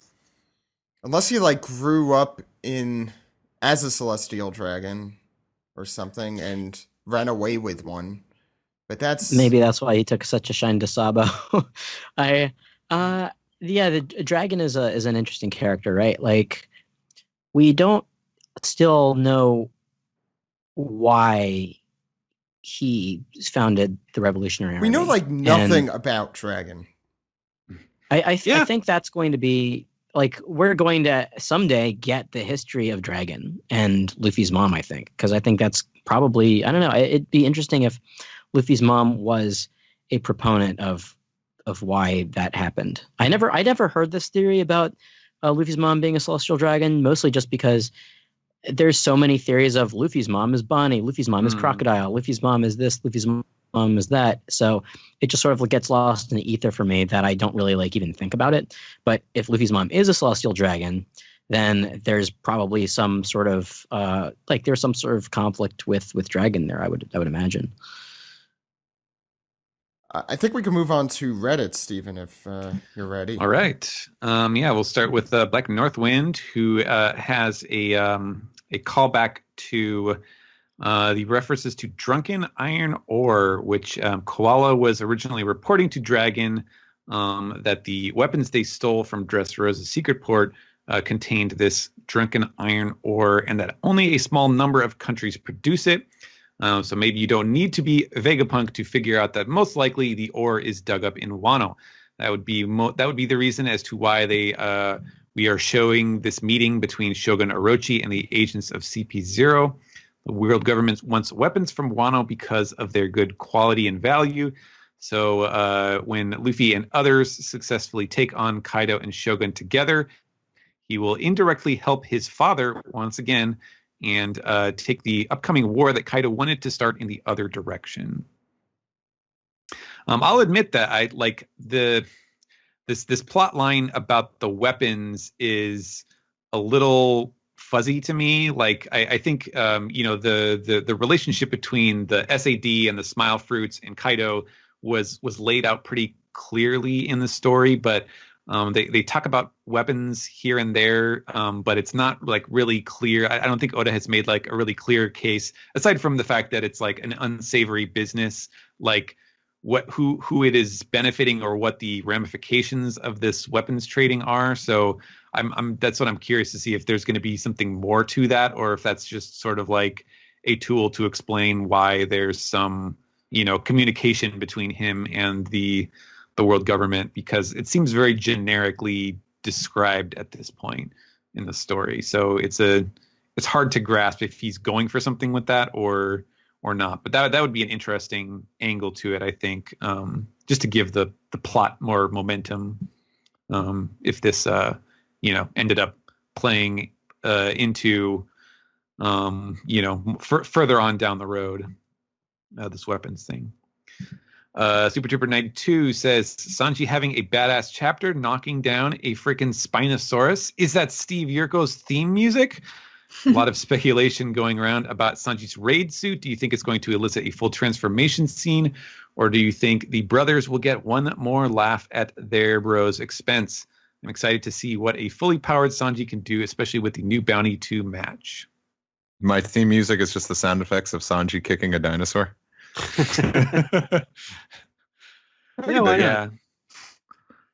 Yeah, I think we did talk about it a little bit. I think any of these options would be good. Wait, didn't you have an idea, Steve? Something you were talking about on Twitter with the canister. And as of this recording, just today, Maddie immortalized it in drawing form. The can's just filled with the Vinsmoke's farts. They just like farted in a can. And That sounds good. That sounds likely. Silly snakes and farts. Yeah, right. Peanut brittle. Goes mostly says, thought about drunk dialing you guys again, but controlled my baser instincts. I really loved the introduction of Ebisu Town to Zoro and the people's endlessly positive attitude, but when I see a town like that getting introduced to a Straw Hat member, all I can think is something truly terrible is going to happen there. Wondered if you all felt the same. Yeah. I don't know. It's pretty terrible there already. Yeah, I was going to say. What else could really happen? Yeah, I don't know. I mean, it could just be another example of like here's a sort of heartstring tugging, common folk who are under the thumb of the general badness that is going on in the nation. I don't know if there's going to be a lot more to it, but it seems like he's definitely going off on his own story tangent at this point. So we could definitely see more. I think he's probably going to run into like the Ushimitsu Kozo or some of these other recruiting characters. Bad guys with swords. Yeah, guys with swords, exactly. Prince of Assassins has a survey, a One Piece arc ranking survey, and wants to reach more people. So he wants a shout out. So you can find this survey at docs.google.com/forms DE1FAIPQL. Yeah, okay, you get the idea. It's on Reddit. Look at the piece together. Yeah. Reddit thread. Yeah. I also do want to mention, Kelly has reminded me 8,000 times, our survey is now closed. We will be giving out prizes over the next few weeks. We'll give updates about that soon. Prizes. Yeah, I had completely forgotten. It's been a kind of crazy few months. You moved. Steven, I did. Right. Lord Nemo 583 points out, okay, you guys will have to confirm this for me. He says, it's a rare occasion in the anime they used a DBZ sound effect where it actually fits perfectly in the scene where both Katakuri and Luffy use their Conqueror's Haki. I think we did this one last week. Yeah, I thought it was the lightning from Super Saiyan 2, but I could be... Okay, and which next dinosaur will we get in Wano first? Triceratops or Brontosaurus? Brontosaurus is boring. Triceratops. Yeah. There's no such thing as a Brontosaurus either. Because it's boring. No, that's so boring redacted. that everyone forgot it existed. Like what we thought was a Brontosaurus is no longer called a Brontosaurus, right? I thought it was the other way around. No, I think he's right. Everyone in that once. Brontosaurus is that what they call the Brontosaurus is actually baby Apatosaurus, I believe. Oh, I thought it was the other way around. It was like a juvenile Apatosaurus, or Diplodocus, one of those. There we go. Very serious about dinosaurs on this podcast. Yeah. Not the reality I wanted has a note about Law seemingly having different personalities pre and post time skip. In Sabaudi, he was basking in the chaos of the auction house and seemed impressed by Luffy's recklessness. Now, post time skip, he acts surprised that the Straw Hats are the way they are. What's up with that? Why do you think he became such a killjoy post time skip? Because Oda probably had no idea what he was doing with that character yet. Yeah, that's the simple answer, I think. There's the fun answer. Yeah. He's also more neurotic after 2 years in the New World. Yeah, I mean, yeah, I think you could argue this way or try to rationalize it by saying like, hey, a 1 or 2 panel glimpse at a character does not tell you a whole lot, and there can be very different sides of them, or he could have changed somewhat in personality. But yeah, I think the simple answer is probably just that he really was not a fully fledged character when we first saw him. He was getting introduced alongside like 8 other people, so what are you gonna do? I think too, like he's so funny as the straight man. I think once Oda realized that and decided to keep playing it up, and like we were talking about today, it's like slapstick at this point. I think that has a lot to do with it as well. Yeah, for sure. Let's see. Batsman's Gooch says, given the sudden arrival of these Big Mom pirates, how do you think their role will play out in Wano, since this is the first time a major villain from one arc has turned up in another arc to take out the Straw Hats? Sort of takes the shine from Kaido and the reason they are there. So how do you think they will be used? Well, I guess I would say that, like we said in the manga recap, I think this is definitely like, hey, I'm here. Oh, wait, no, I'm not. Like that was definitely a sort of a delaying tactic to have them knocked back into the water. So I don't think, I think this guy's right on the topic of like taking the shine from Kaido like that. And that's why I don't think that like whatever happens is going to be super involved with Big Mom. Like she could affect things, I think, or she might play a sort of secondary role in like if she throws her lot in with the rebellion or something like that. But I don't think it's going to be like Luffy and Zoro and Law versus Big Mom versus Kaido versus something. I think it's still going to be a very much group allied forces against Kaido and Orochi sort of a story. But I do think that this presents probably more possibilities for like angles that he can take with the characters. But I don't know. Does anybody else have any thoughts? No. All right. S. Rob 22 says, do you think the masked person who stole the plans to Kaido's mansion could be Killer? He's absent conspicuously. Yeah, Kid is in prison, so what's Killer doing? Yeah, that's super interesting. Yeah, here I go killing again. There you go. Yeah, I did wonder about that. Like, I was kind of hoping that Killer didn't abandon Kid and with like the rest of that alliance and join Kaido. Yeah, I did wonder about that. I didn't even think about that. So that's cool. Yeah. Very neat. Yeah. Tutu Lion says, I was missing some members of Big Mom's crew during the chapter, which I found weird, so I thought a part of Big Mom's crew led by Katakuri may already have snuck into Wano through the mirror world. Thoughts? Or snuck in a different way as well. I don't know. Yeah. Something or Oven. Yeah. Which is interesting. Well, they are brothers. I guess the ones that Daifuku was there. Never mind. Yeah, I was gonna say the ones that suffered major injuries, but I guess Perospero did lose an arm. Oh yeah. So something I did notice that I forgot to bring up during the manga recap is that they referred to it as the waterfall method, which leads me to believe, of course, that there are more than one way to get into Wano, similar to Skypiea. Yeah. So yeah, that begs the question: how else can you get into Wano? That's interesting. Very curious. Let's see. Let's finish off with Tashigi Taisa, who says, Oda has been playing the long game with Zoro, but I think something is about to happen. I have a theory that the Atamayama thieves will pay a visit to Ebisu after they hear Ushimitsu has made it, quote-unquote, rich. Zoro won't just stand by, but will protect his new friends, getting his first real fight in Wano and perhaps the New World as a whole against Shutemaru. The thieves have just robbed Okobore too, so that will tick Zoro off even more. This is how he will gain Shutemaru's respect and recruit him for the alliance. I like that. That's interesting, That would quickly round out why that Zoro has this plot line. Yeah. If that's kind of like the central focus. A wider journey involving swords. Yeah.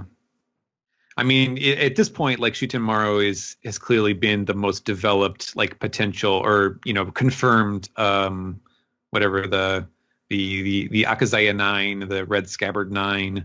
I think we're assuming he is one of the 9. So he's kind of been the first and the most developed. So I guess that would be appropriate to kind of dig into that part, since they've been supposedly recruiting the samurai, or trying to find the samurai, and there hasn't really been any of no real progress on that front so far. So I think that's a pretty good idea.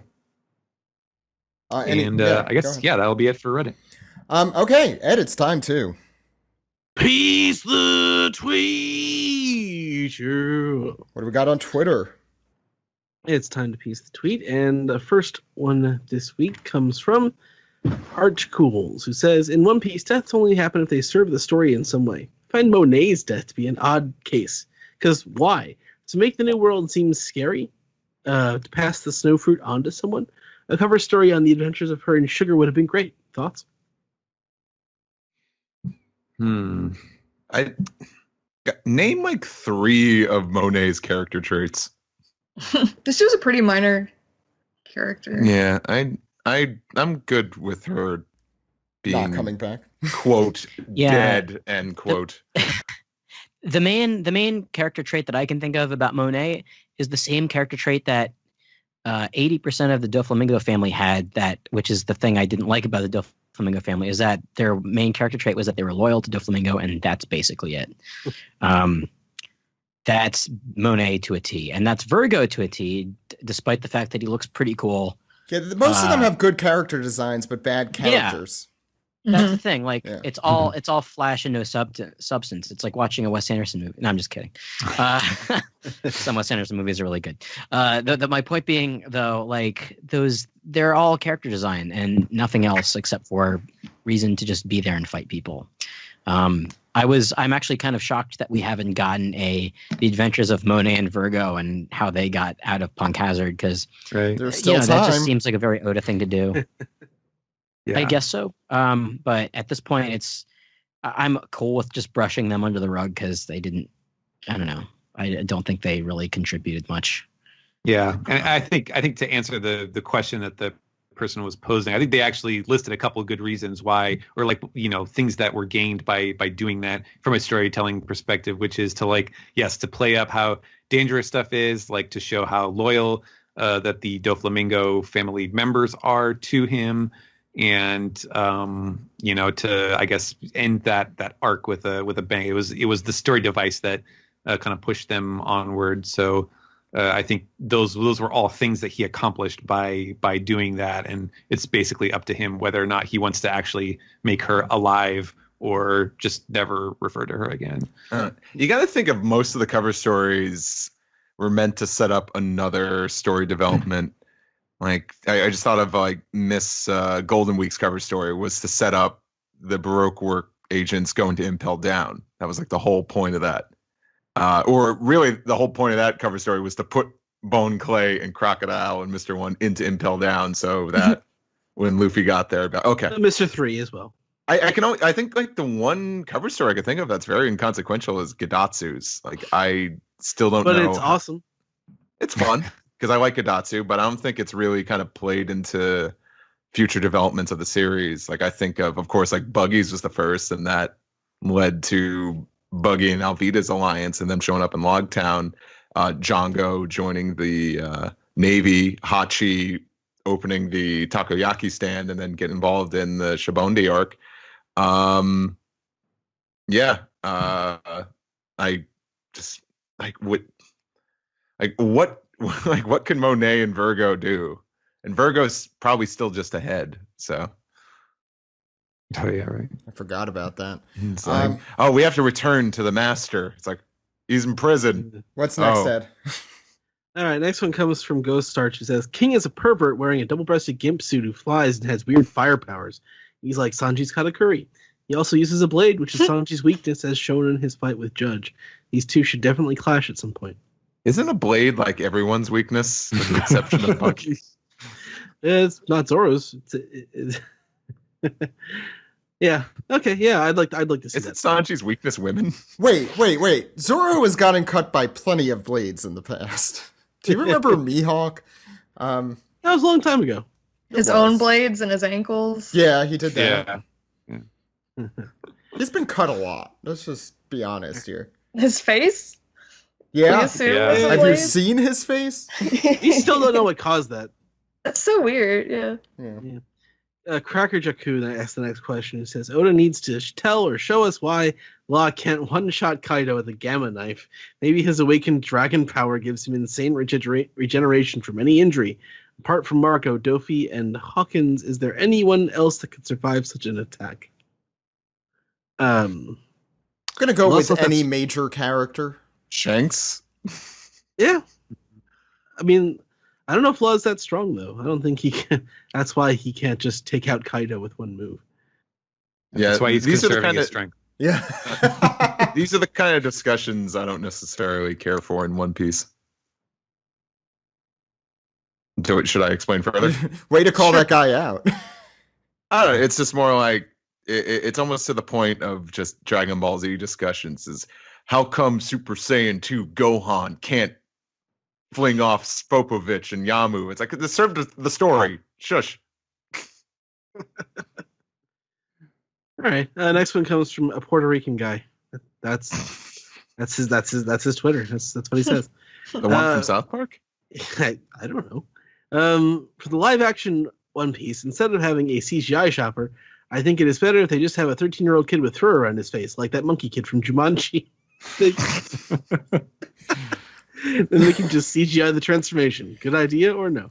Completely off topic, I was cleaning out my childhood bedroom, which clearly has not been touched in 20 years. And did you know they had a novelization of Jumanji? Because I didn't know that. That's wasn't that what the whole thing was based off of? It was a story. No, I'm sorry. It was not even a novelization. It was like a picture book. I don't know. Oh. It was weird. It had the whole cast on the front, but like not doing anything exciting. Oh, I know exactly what you're talking about. I had that book too. Ross Manthorpe says, I'm so happy that the year of Sanji has begun. Do you guys think wait, pretty sure that was a couple years ago, buddy. Do you guys think we will see any Straw Hat, Big Mom, Kaido alliances? No. I don't think so. I don't know. I never thought Crocodile would have ended up where Crocodile ended up, but Yeah, not at this point. No. I mean, I think most of the alliances are likely to happen in prison right now with like Kid and Luffy or something like that. Yeah. Mm. Oh yeah, we have a prison break on the horizon. Yeah, that'll be fun. Yeah, how about that? Unless he never gets out, and that's where the series ends. Yep. All right. Ed. So, last two questions. First one's not really questions. From our friend Brian Newton, who says, 2 down, 1 to go. I really hope Queen is a Triceratops. And also, my money is Sanji's raid suit will look like a joke. One last souvenir from his douchebag siblings. I mean, Brian, that would certainly fit the characters. Yeah. I don't think that's what's going to happen, but it would fit it. Yeah. Well, West the Fitting has the serious question of what the raid. What do you guys think the raid suit looks like? I think we asked that a bunch. Yeah. Yeah. So I posed this to Brian. I posed this to Brian earlier. I guess I replied to his tweet. And if it is, and it does end up being something like a dress, I kind of hope that Sanji like owns it and attributes it to his new Kama training. Like, yeah, which we haven't seen I learned too to much respect. of, yeah. I learned to respect this. I doubt it's going to happen, but that's the hope. Obviously, one can. That's kind of that's what I wanted him to do while baking the cake in Whole Cake Island. I think I said that at one point, like that he was gonna go behind closed doors, and he's like, you cannot look no matter what. I'm doing the secret ingredient, and then like his shame is exposed, or some weird like character moment that they could do with him, which he'd not end up doing, but I would still like to see that. That between idea you and I like to wear redeemed. women's underwear when I cook. I don't know. It's just like I would like to see that part of his character history like be redeemed somehow, because it's still really dumb. That sort of like brings me to a separate tangent, in that I kind of want to I want a little more about like what they did in those 2 years while training, because the moment when Zoro defeats Pika, we find out exactly how he was able to hakify his swords. Like Mihawk said, no more liquor until you learn how to use hockey. I like that term. Like I want more of that kind of stuff. Like the one thing that we know about Sanji during that time is that he had to fight the 99 Newcomer Masters to get the 99 like special recipes. And that's the last we hear of any of that. Like, or we have no idea what the fuck Robin did over the tours of the time skip. Well, which I guess there's reason for that, I'm sure. Yeah. Yeah, I'm sure there's revolutionary type reasons that that might get revealed later down the line. But like I sort of want to know a little more about. It's been years, obviously, but I want to know a little more about what they learned aside from like new fighting techniques or got stronger, that kind of thing. Yeah, I don't know. Ed? And Nope. No, there's nothing else? No, that was the last one. Oh, that was the last one. Okay, I forgot we're done. Okay, let's round off. Right.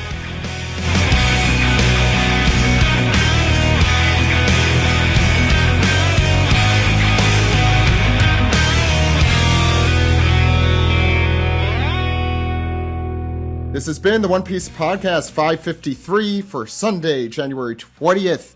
Thank you all for coming on the show today. The manga will be off next week, so Steven, correct me if I'm wrong, but I think we're going to be doing volume 91. That's the plan. That's the plan. We're starting Wano in the volume, so that's going to be fun. We're going to go through the SBSs and a lot more. That's always an enjoyable and fulfilling podcast experience, so make sure you tune in for that. We'll be back with Chapter 931 the following week in February. And we also, well, actually, I guess that's really it. So let us know how we could contact you guys. Shannon, where could people find you? You can find me on Twitter at Plenty of Alcoves and on YouTube at Strucci Movies. And I'm also on an actual play podcast called Critical Bit at Critical Bits Cast. So cool. Yeah. Okay, Alex. Find me on Twitter and Instagram at dude! All one word. Listen to me on Toho Yaro with Joey Weiser and Scott Dryman, a monthly Japanese movie podcast. Apologies to those listeners who listen to both this podcast and the other one. There have been some severe editing difficulties, so we're going to try to get that episode out as soon as we possibly can. And also follow me on my other shitpost Twitter account, Weeb Simpsons. Steven. I only have one account. It is on Twitter, and it is at Translatosaurus. So follow that for mostly cat pictures. And Steve, where could we find all your accounts? Twitter, Instagram, Tumblr. It's Steve Yurko. Easy to find me. Also, you can find me on other podcasts like The Deep End, which is the Adult Swim podcast I do with Cartoon 101's Matthew J. Host with him. A lot of fun. Yeah. It's been a blast. Actually, maybe on his Patreon podcast again to talk about Paranoid Agent. I recommended you, Ed. Steve, do you want to talk about some of the guests you've had on that? No. Okay. Fine. Kind of put me on the spot there, Zach. No, okay, fine. If you can't remember who was on, that's fine. Brain fart. I was just gonna plug Toon Sweet as well. Yeah, go for it. That's the wrestling entrance theme podcast I do with our good friend Doctor from the Ass Backwards podcast. Listen to that too. It's like we have like a lot of good guests on The Deep End, but those episodes haven't come out yet. So. Oh, I see. Okay. We record ahead of time. I get it. Ed. Podcasting magic. Yeah. Ed, where can they find us? They can find me at Edward E. One Piece, and my other account is Weeb Trailers, when I post all the old anime trailers that I find on old anime DVDs. You can be found at Zach_Logan on Twitter. Podcast is at OnePiecePodcast.com, Twitter.com, YouTube.com, and Facebook.com/OnePiecePodcast. OnePiecePodcast@gmail.com is our email address. OnePiecePodcast is our Skype name. r/OnePiecePodcast, that's our subreddit. You can leave us some piece together there.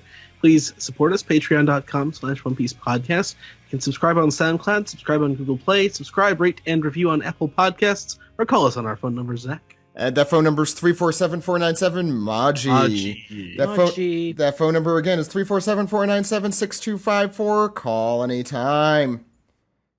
With your questions, comments, theories, or your sycophantic ravings about our podcast. So my dog ran downstairs, farted. There she is. She farted in my face and then just left. So that means we're almost done with the show. We only have one segment left, and that's trivia. For those who don't, you could get out of here, Lucy. For those who don't know how to play, all you have to do is name characters in a category. If you name the same character in a category, if you can't think of someone in that category, or you name someone who doesn't fit in that category, you're out. But if you don't, and you're the last one around, you win. And this week's prize, as usual, is taiyaki. So let's get started. Today, we were introduced to King, one of the very few flying devil fruit users. So I'm going to be asking you, name other flying devil fruit users. This means flying, feet could be on the ground, rest of the body could be in the air. There are two exceptions to this. It cannot be someone who uses one of the 5 powers. That's what it's called, right? The CP9-ish powers. So not Sanji. Rokushiki. 6. And it cannot be a Logia user, because then it really is almost all of the Logia users. We're gonna just there's a lot like borderline ones, but I'm trying to be kind of kind. This is one of the few lists that I kind of put together, so we're gonna see how that works out.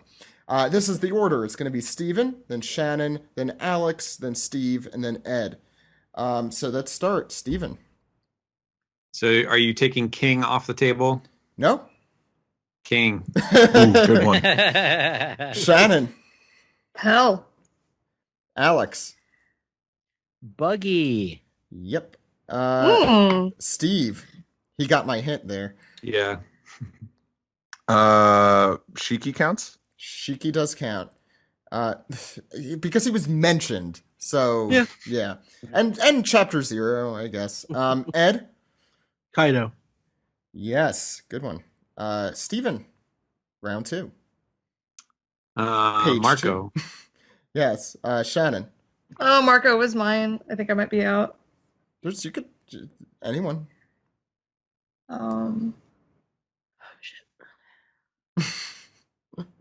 If you can't think of it, it's fine. Oh. No. Okay, Alex.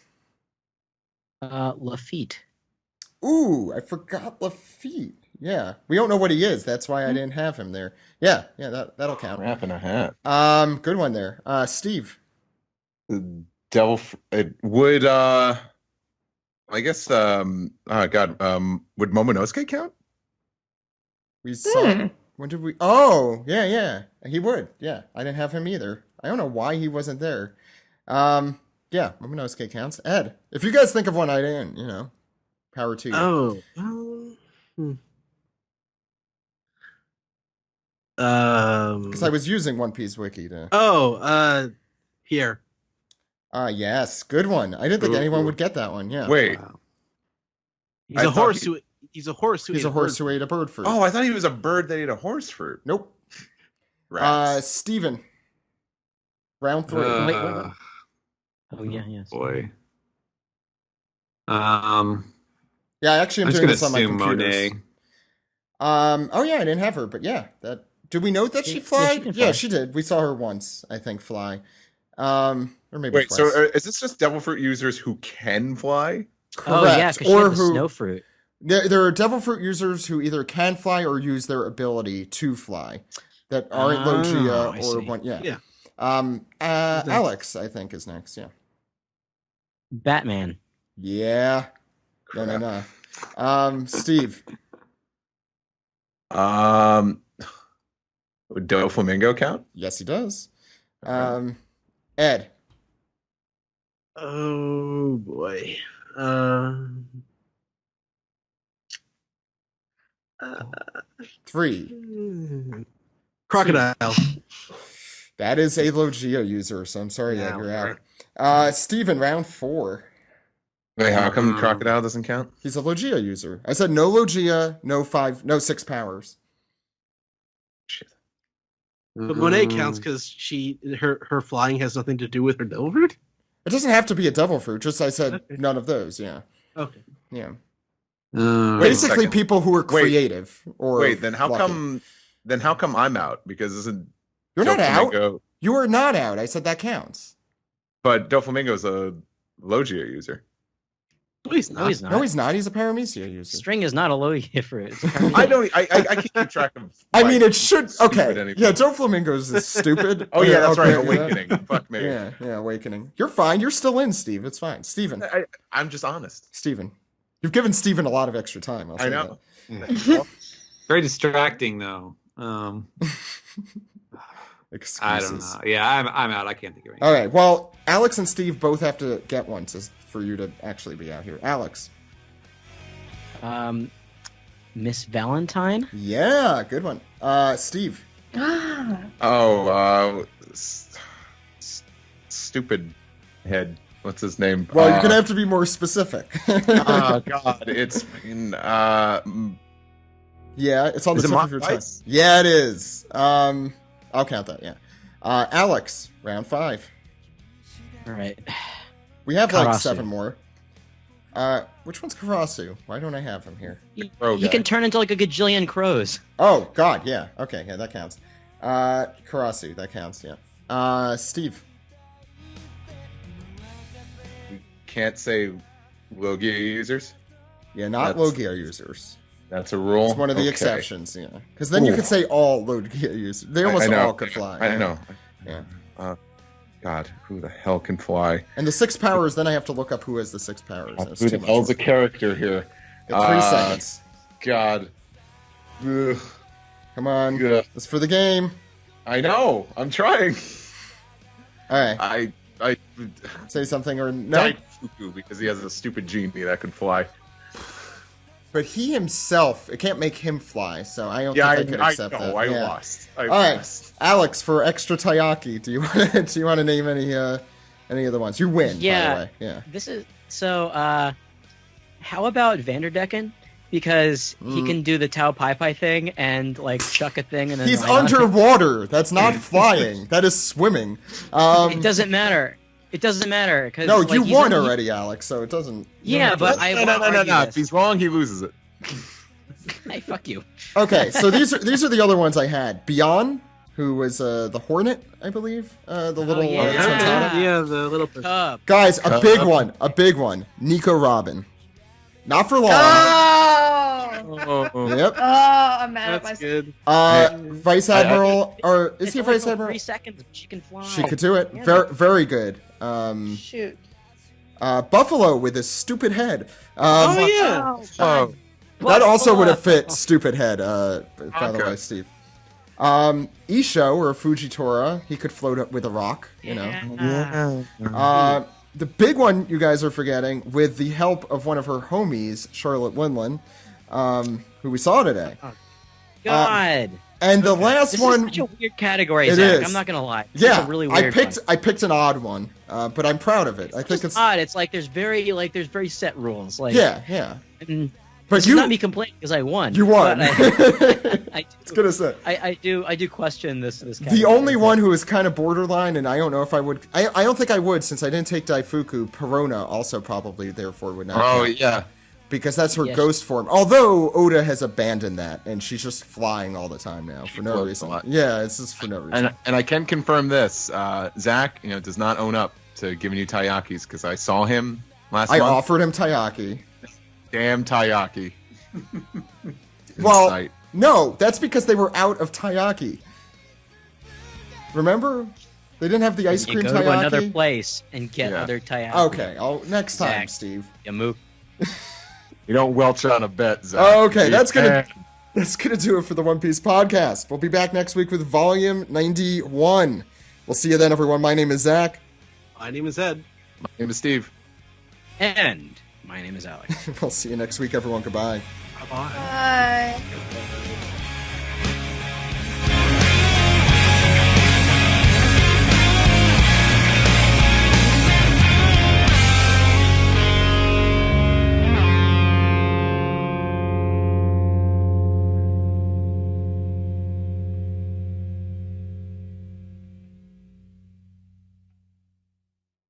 Law. Law doesn't have one. Just law. Lasque. Lost gay.